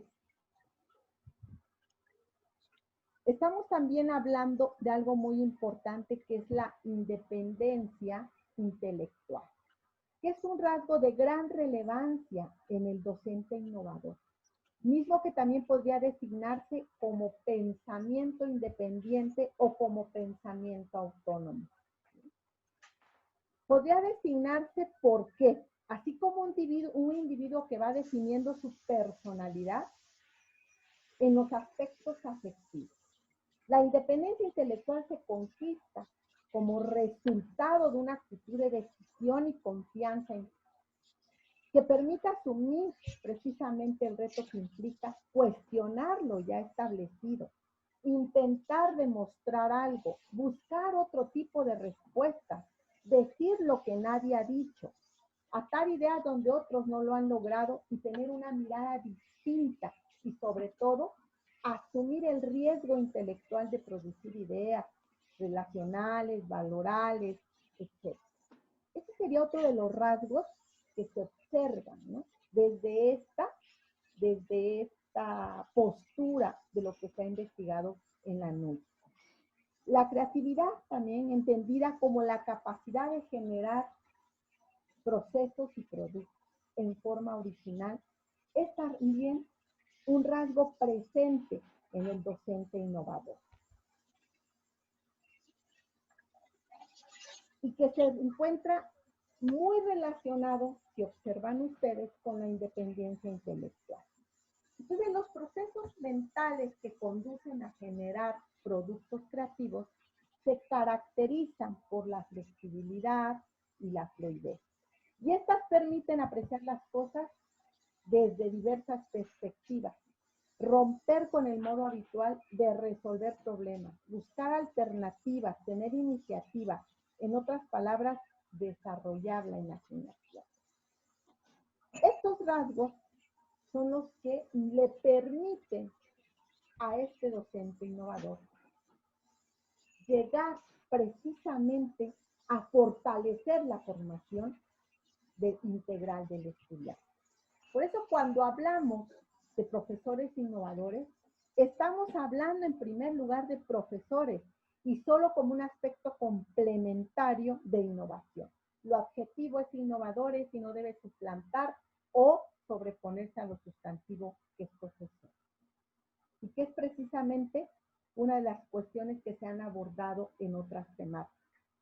La cuestión o la exigencia básica que cabe plantear a los profesores, pues es que sean profesores. Y además son innovadores, contribuyen en la formación integral del estudiante desde una perspectiva de aprendizaje intencionado. Y desde esta perspectiva, tendiente al fortalecimiento de una personalidad responsable, ética, crítica, participativa, creativa, solidaria y con capacidad de reconocer e interactuar con su entorno para que construya su identidad cultural. Busca promover el crecimiento humano a través de un proceso, ¿sí?, que supone una visión multidimensional de la persona. ¿Qué es los aspectos que tenemos que trabajar en la formación de estas y de estos jóvenes, ¿no? Y que tiende a desarrollar aspectos como la inteligencia emocional, la intelectual, la social, la material, la ética y la valoral. Son aspectos que no pueden quedar fuera en este tipo de prácticas docentes. Las instituciones educativas entonces deben asumir una responsabilidad también académica, diferente a la tradicional, y construir un proyecto novedoso que incluye el desarrollo teórico, la integración de las funciones sustantivas, los planteamientos curriculares, el énfasis en la formación docente y los aspectos didácticos. ¿Sí? Algo que es muy importante y que se ha trabajado tanto en la Universidad Autónoma Benito Juárez de Oaxaca como en la zona o en la región sur-sureste de nuestro país, y también se ha impactado todas las demás zonas de nuestro país, es que los docentes deben conocer a profundidad los principales intereses y necesidades del estudiantado. Y tomando esta idea del filósofo francés Michel Serres, que plantea que es necesario tomarse el tiempo para mirar a los jóvenes, pues la gestión en una escuela o en una universidad debe considerarse que se dirige a una generación que tiene una brecha profunda con las anteriores. Hace un momento abordaba el doctor precisamente que me antecedió, pues esta situación de una generación líquida, ¿no? Entonces van modificándose y tenemos que identificar en qué contexto se está trabajando. Y también reflexionar sobre el rol que toman los adultos al desarrollar nuevos vínculos. El rol de los docentes de transmitir saberes mientras se desenvuelven dentro de una sociedad, muchas veces con trabajos desmotivadores, siendo incapaces de generar interés social en los estudiantes. Por ello, si se reprocha todo tipo de individualismo, es posible percatarse de que los estudiantes del aula de clases actual se presentan como mentes que no están vacías, que tienen acceso a la información a todas horas y que requieren de una mayor variedad de herramientas para fomentar su creatividad y su aprendizaje adecuado y generar en ellos también los pensamientos innovadores. Schulman asegura que al innovar se mejoran los contextos, comunidades e involucrados al proceso de enseñanza y aprendizaje. Los pensamientos que construyen los estudiantes con la responsabilidad del profesional y las acciones al diseñar tareas más representativas para la clase y para los estudiantes, consiguiendo una comunicación plena y una interacción liberadora y empática. De esta manera se comprende cómo el planteamiento de prácticas innovadoras va a propiciar una cultura que consolida la forma de entender y de preparar al estudiantado. En sí, la práctica innovadora se da cuenta de cómo se han analizado el entorno de aprendizajes por parte del docente, como que del quehacer cotidiano. Y es por esto, y desde esta perspectiva, ¿sí?, que las posiciones actuales de diferentes investigadores concuerdan en señalar la importancia de la innovación docente en la formación del estudiante, que prepara a los estudiantes para el aprendizaje independiente, autónomo, autorregulado. Y en estas condiciones la labor de los docentes debe centrarse en la utilización de las adecuadas estrategias para enseñar a los estudiantes a aprender y lograr de esta manera que la educación se convierta en una verdadera promotora del desarrollo, que los conduzca más allá de los niveles alcanzados en un momento determinado de su vida y que propicie la relación de aprendizaje que superen las metas ya logradas y formen las competencias integradas que requieren los profesionales en la sociedad actual. Y desde esta perspectiva es muy importante, ¿sí?, y concluyendo ya en estos aspectos, que la universidad deba generar y ser capaz de generar estas propias transformaciones. Estos centros no pueden esperar que los cambios les sean impuestos desde afuera. Desde la perspectiva y desde el trabajo que se está haciendo en las universidades, sus directivos, el claustro de profesores, los estudiantes, los centros de práctica vinculados a las universidades, la comunidad educativa y todos los implicados en el acto educativo deben trabajar en conjunto, con creatividad y responsabilidad, en la concepción del currículo que se requiere para los nuevos tiempos. Por eso es muy importante entonces utilizar las potencialidades que brindan las tecnologías de la información y la comunicación para enseñar a aprender. La universidad de hoy debe lograr cada vez un nivel más alto en la sistematización, unido a la elevación del pensamiento crítico, para poder extraer los aspectos más positivos de toda la información que se recibe a través de Internet. Y tenemos un gran compromiso en la formación del estudiante para crear ambientes favorables de aprendizaje en la dirección de esta actividad cognitiva, del desarrollo de la gestión de las habilidades socioemocionales que al estudiante le permita afrontar los desafíos que actualmente estamos teniendo, como son este tipo de contingencias que nos estamos desarrollando y reaprendiendo desde la perspectiva de cómo vamos a enfrentar y vamos a afrontar estos desafíos que nos marcan las nuevas tecnologías de la información y de la comunicación aplicadas como herramientas que nos permitan acercarnos en estas aulas virtuales. También es muy importante recordar el contexto. Esto sí hago hincapié en él porque desde los países, tanto de México como de América Latina, tenemos una serie de retos y desafíos que vamos a ir afrontando desde la docencia y desde la innovación educativa para poder hacer una sociedad donde donde sea incluyente y con una equidad para todos. Muchísimas gracias. Muy bien, agradecemos la exposición de Florisleva Castro. Gracias nuevamente. Les recordamos que estamos recibiendo sus consultas a través del chat de esta transmisión y al final nuestros conferencistas responderán sus inquietudes. También pueden hacerlo directamente activando su micrófono y cámara en el ciclo de preguntas. Proseguimos con las palabras del director de Desarrollo Curricular, señor Emmanuel Álvarez Durán, quien se dirige a las y los presentes. Adelante, Emmanuel. Ahí sí. Buenas tardes ya.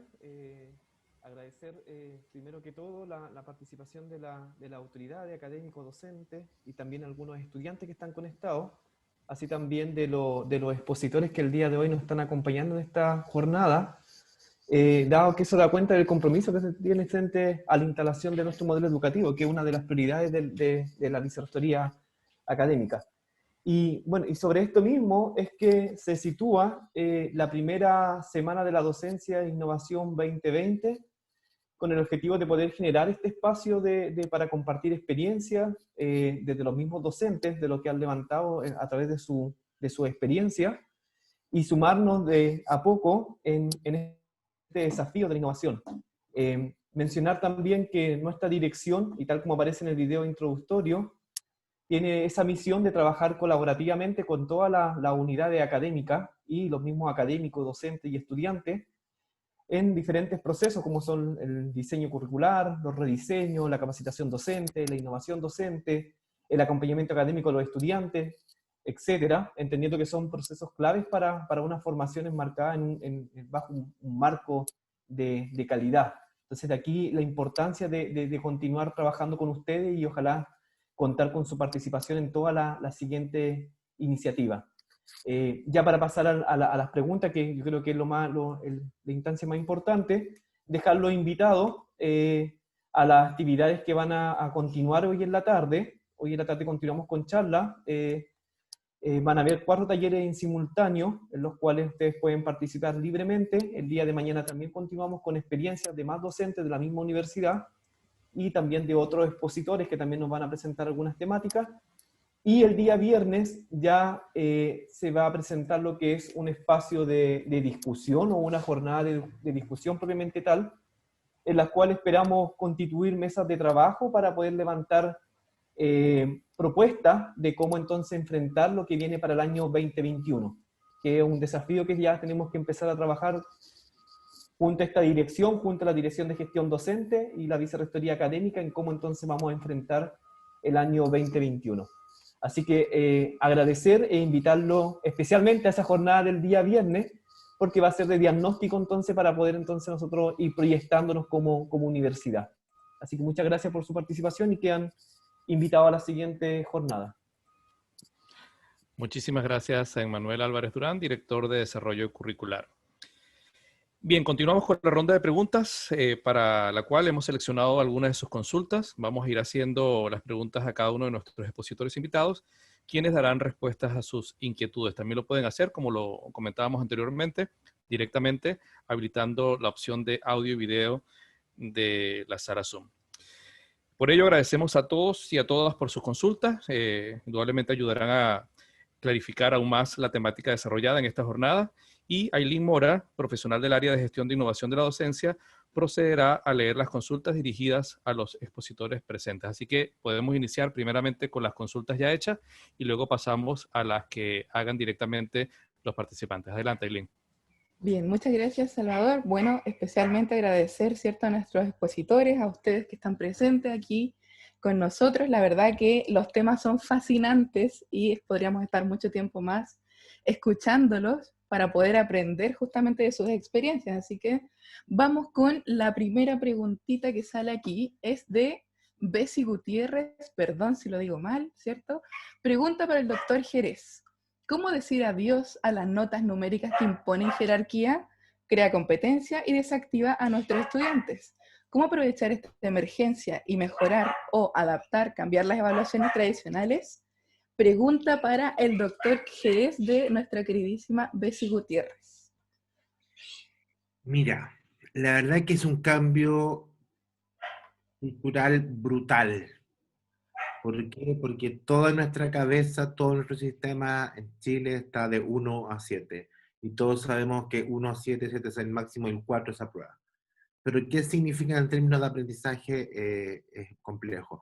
Ahora, es tan complejo que hasta los sistemas de beca, los sistemas de ranking para postular a posgrado, todos se basan en ese puntaje. Entonces, yo hago eso, yo hago, digamos, todos mis cursos son con rúbrica, pero tengo que llegar a un punto de transformar esa rúbrica con desempeño a cierto puntaje, lo transformo por el momento. Pero tiene que haber una modificación del sistema educativo en su conjunto. Como les dije, también sucede en las becas de posgrado, digamos, y qué sé yo, por lo que tú postulas, digamos, siempre te piden la nota y el ranking incluso.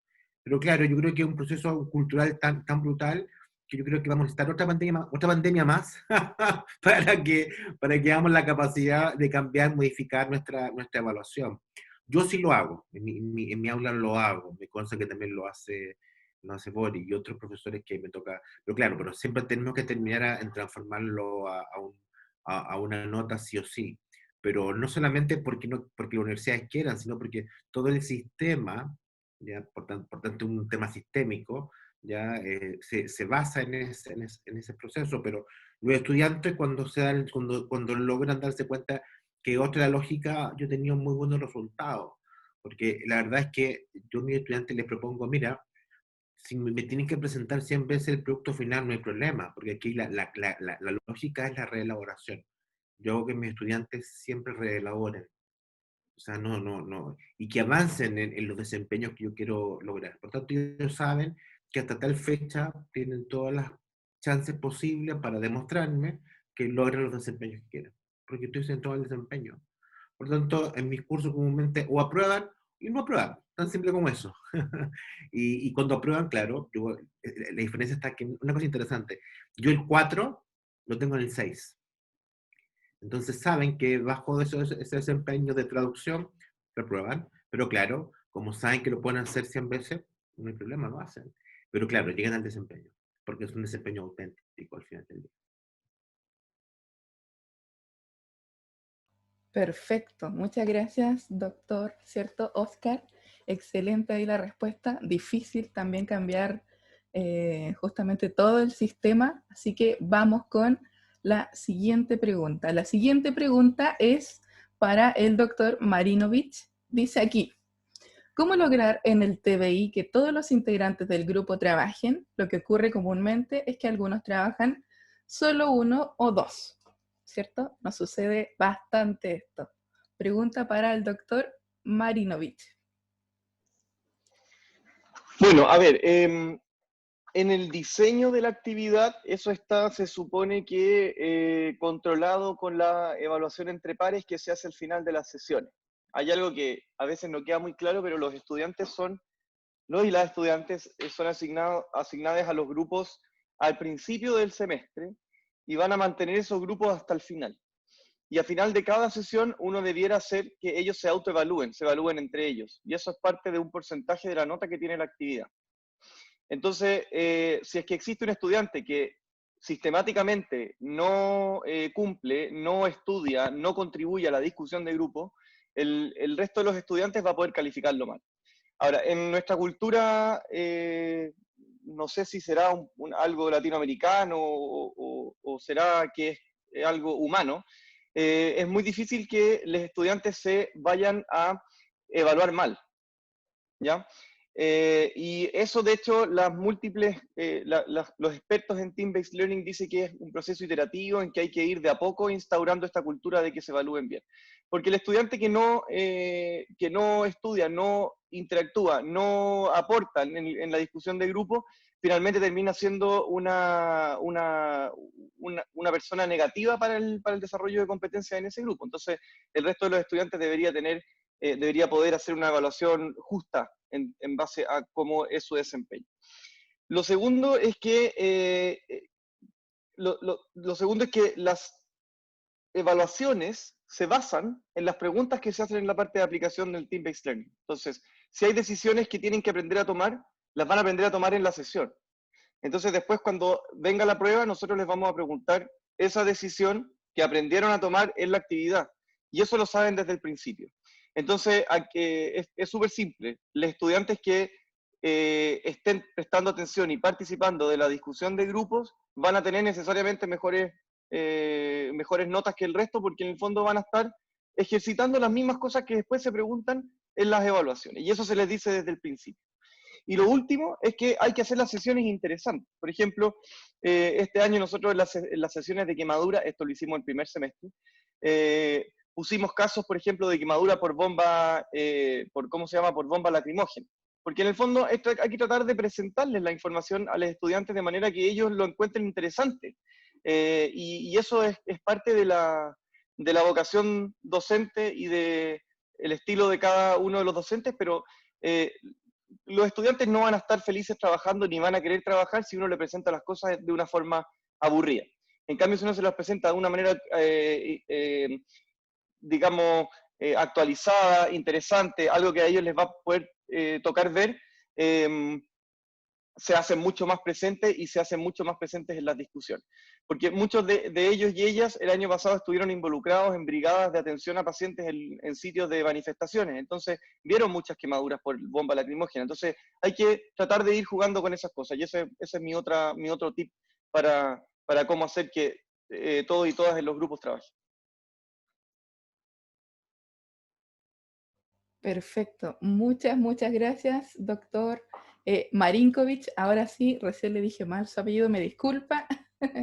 Ahora continuamos con otra preguntita que está por aquí. Tenemos algunas entre medio, pero vamos a continuar con esta, que va para la doctora Floriselva Castro, ¿cierto? De parte de Carlos Guerra Correa. Dice aquí: ¿encuentra usted diferencias entre la formación profesional integral y la instrucción profesional técnica específica para aplicar normas y desarrollar procesos? En realidad hice diferencias entre educación e instrucción. A veces pareciera que se confunden, y si bien la instrucción de cómo aplicar un procedimiento es parte de la educación, es una herramienta, pero no es el fin de la educación. Teniendo claras estas diferencias, hablamos de educación o de instrucción cuando incorporamos herramientas metodológicas. Pregunta para nuestra doctora Floriselva Castro. Muchísimas gracias. Le agradezco a Carlos Guerra la pregunta y efectivamente, teniendo clara esta diferencia que cuando hablamos de instrucción nos referimos al proceso de adquisición de conocimientos que generalmente conduce al desarrollo de habilidades, destrezas y hábitos en el que del que los adquiere mediante la instrucción, queda muy claro ahí, se capacita para realizar un trabajo específico. Y educación es el desarrollo de los sentimientos, de las voluntades que van formando un carácter y que van conformando toda esta formación profesional integral de la cual muy claramente nos comenta Carlos. Y teniendo claras estas diferencias, hablamos de instrucción cuando incorporamos herramientas metodológicas.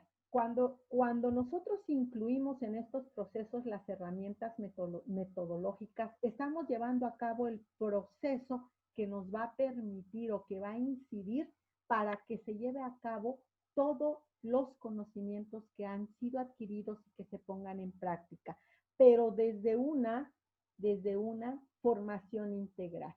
Entonces, es parte y es fundamental que quede muy claro, ¿no? Son elementos, son herramientas que se van desarrollándose para llegar a un fin. ¿Y cuál es el fin? Pues la formación integral del estudiante, hablando de diferentes dimensiones de esta formación, en la cual también va incluida la instrucción como parte de lo que debe ser la educación.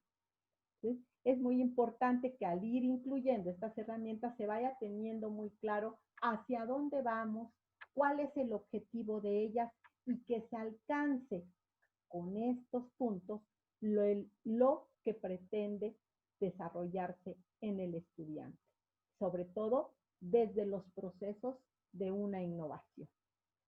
Espero haber contestado, Carlos. Si no es así, pues agradecería otra pregunta, ¿no? Para ver si quedó claro. Muchas gracias, doctora Floriselva. Sí, ahí vamos a decir, por ahí nos dicen que quedó claro, nos indican con un dedito hacia arriba, así que muchas gracias. Tenemos aquí una de las últimas preguntitas seleccionadas. También recuerden que ustedes pueden hacer alguna pregunta, ¿cierto? Si quieren activar el audio. Dice aquí, desde Claudia Recabarren, ¿cierto? Esta va en general. Dice, me atreví a realizar el puzzle de Aronson con 43 estudiantes. El gran problema son las dificultades de acceso de algunos estudiantes que no podían finalmente participar de los equipos. Fue estresante para mí tratar de solucionar cada uno de los problemas. ¿Cómo manejan situaciones como estas? Nos dice Claudia, para todos ustedes, nuestros queridos expositores.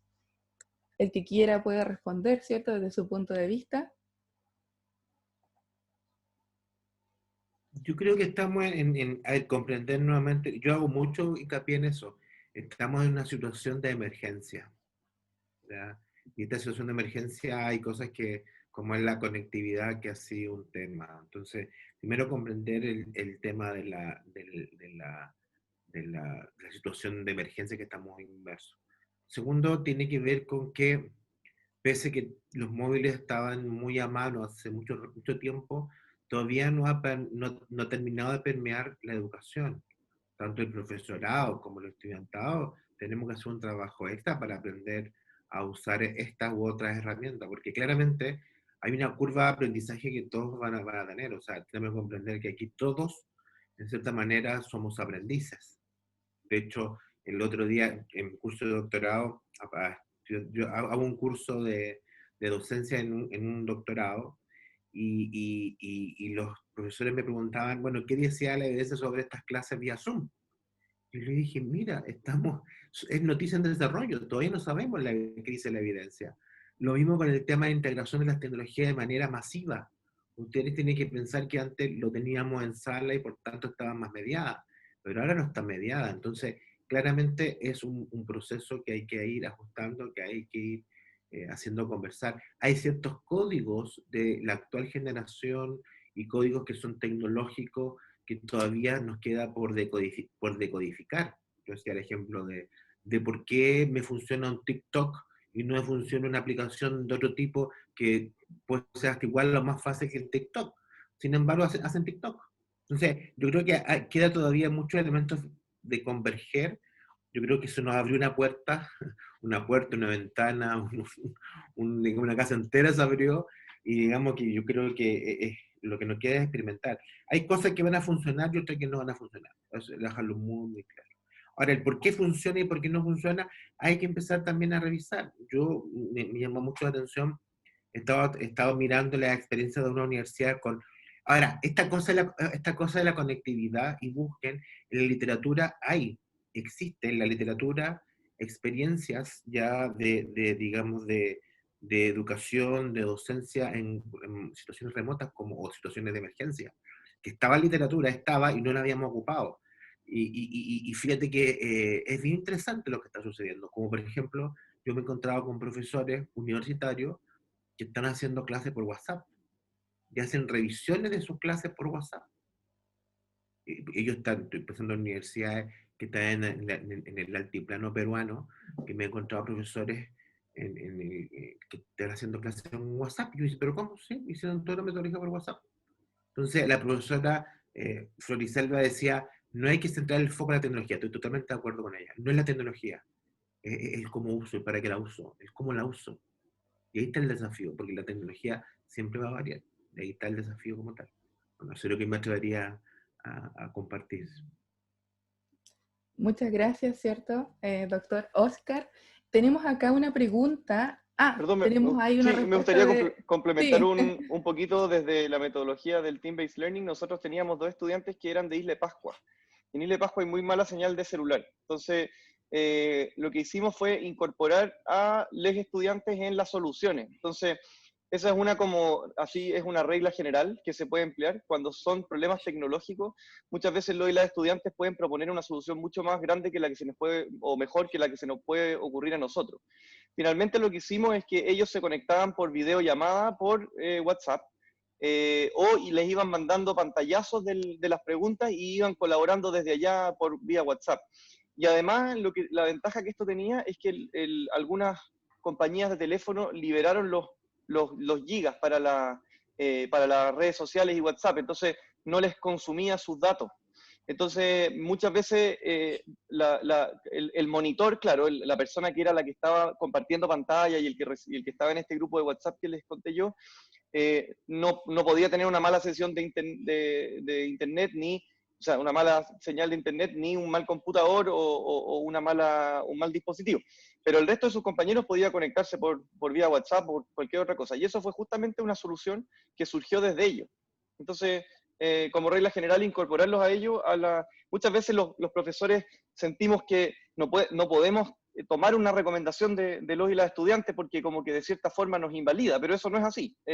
La mejor docencia se hace cuando uno considera justamente las recomendaciones de los estudiantes. Y esto es particularmente importante en mi área, en que en la identidad profesional de los y las cirujanas siempre ha habido un ego muy potente.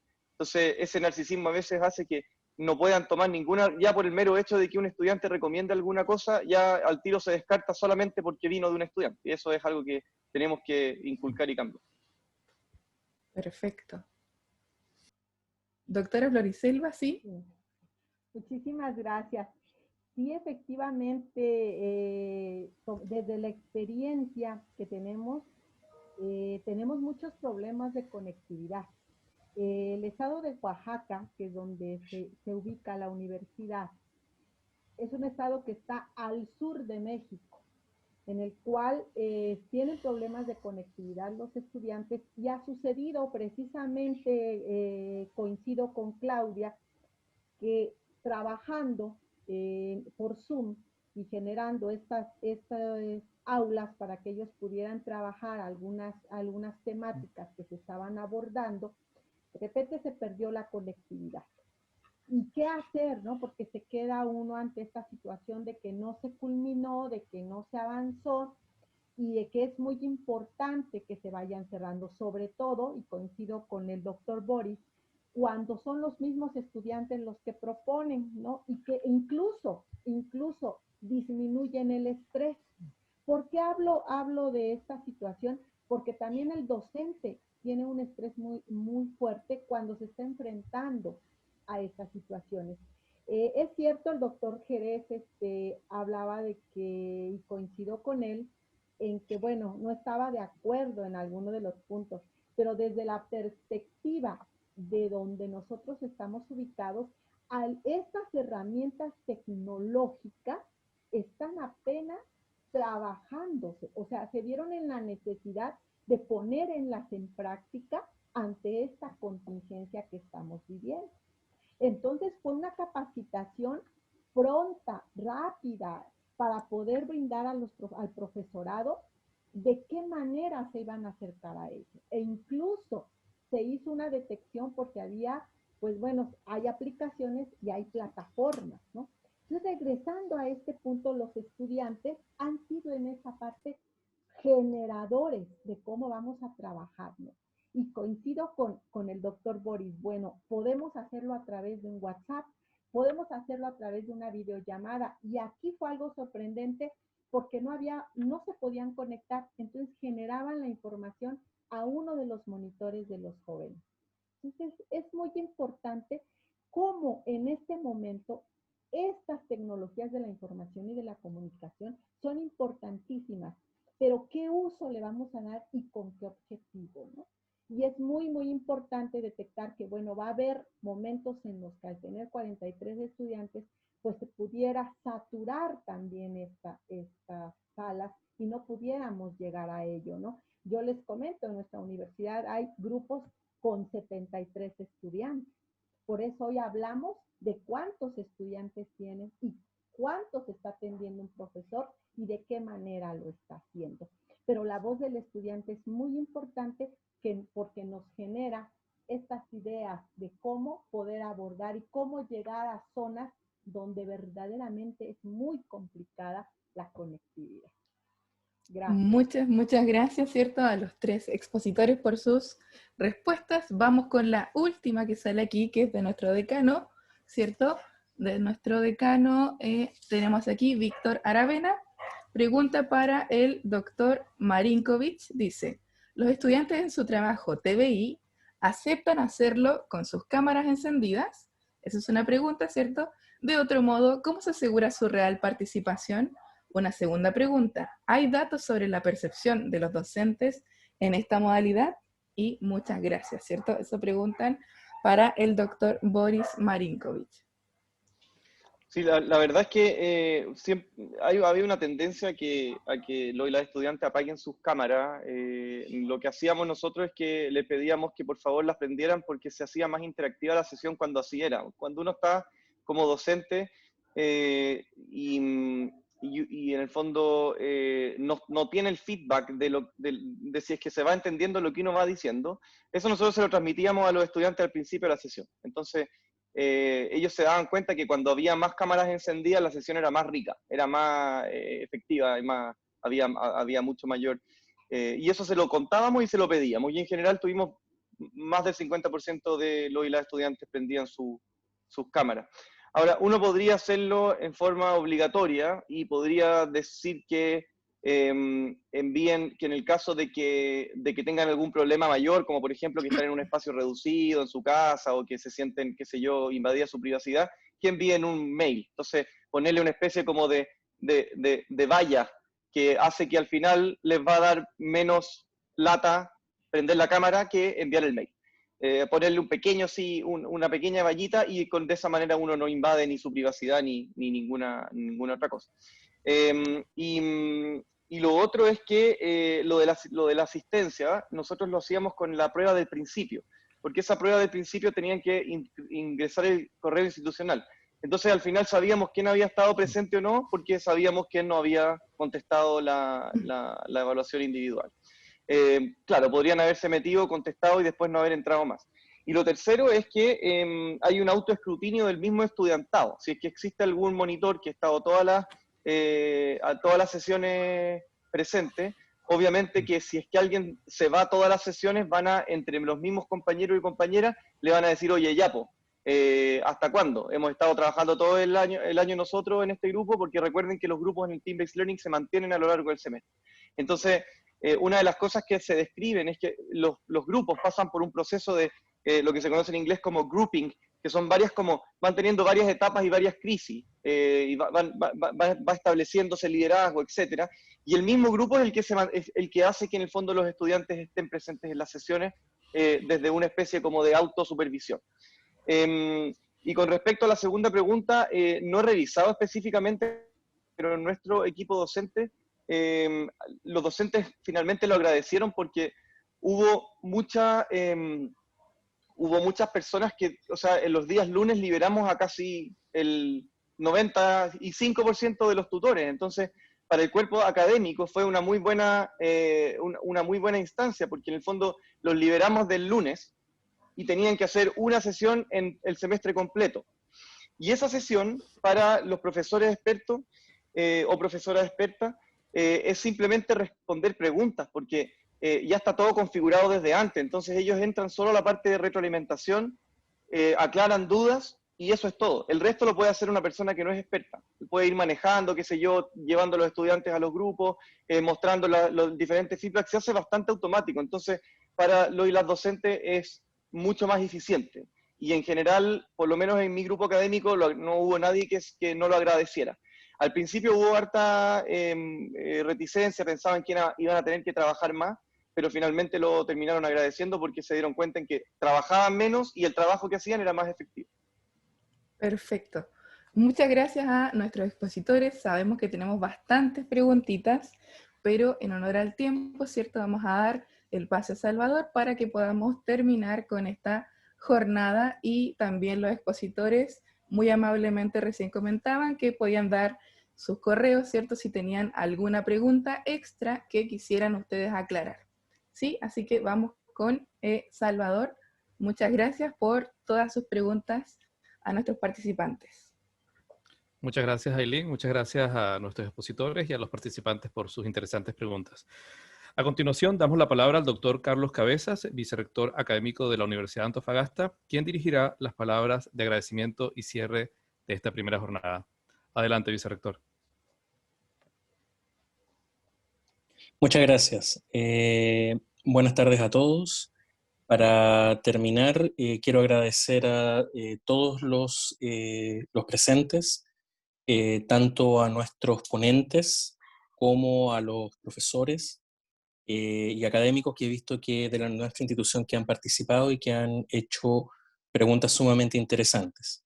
No hay ninguna duda de que la innovación en materia docente es algo de lo que no es ninguna novedad, es algo de que se viene hablando y que se viene tratando desde hace varias décadas, y no hay ninguna duda también de que el contexto actual del COVID-19 en el fondo lo que hizo fue hacer que todo esto fuese mucho más rápido y que tuviésemos que realizar todos estos procesos con mucha mayor velocidad. Sé que hay mucho interés por parte de los académicos. Está reiterada también la invitación a hacer las preguntas y las consultas. Así que con estas palabras, con estas últimas palabras, doy por cerrado esta primera actividad de la Semana de la Docencia e Innovación en la Universidad de Antofagasta. Muchísimas gracias. Muchísimas gracias. Agradecemos las palabras de nuestro vicerrector, doctor Carlos Cabezas. Bien, de esta manera finalizamos la primera jornada de la Semana de Docencia e Innovación UBA con el simposio La Innovación como Agente Transformador en Educación Superior. En nombre de la Universidad de Antofagasta agradecemos su activa participación y los dejamos invitados para la segunda jornada que se desarrollará hoy a partir de las 15 horas con 2 bloques a elección y en donde cada uno de ustedes tuvo la oportunidad de inscribirse. Muchísimas gracias y buenas tardes. Feliz descanso. Muchas gracias. Muy buenas tardes. Saludos desde México. Muchas gracias. Muchas gracias. Gracias. Gracias. Saludos. Gracias. Un abrazo a todos. Gracias, Flor. Gracias a todos. Hasta luego. Gracias. Gracias. Saludos a México. Gracias. Hasta luego. Chao. Chao, chao. Gracias.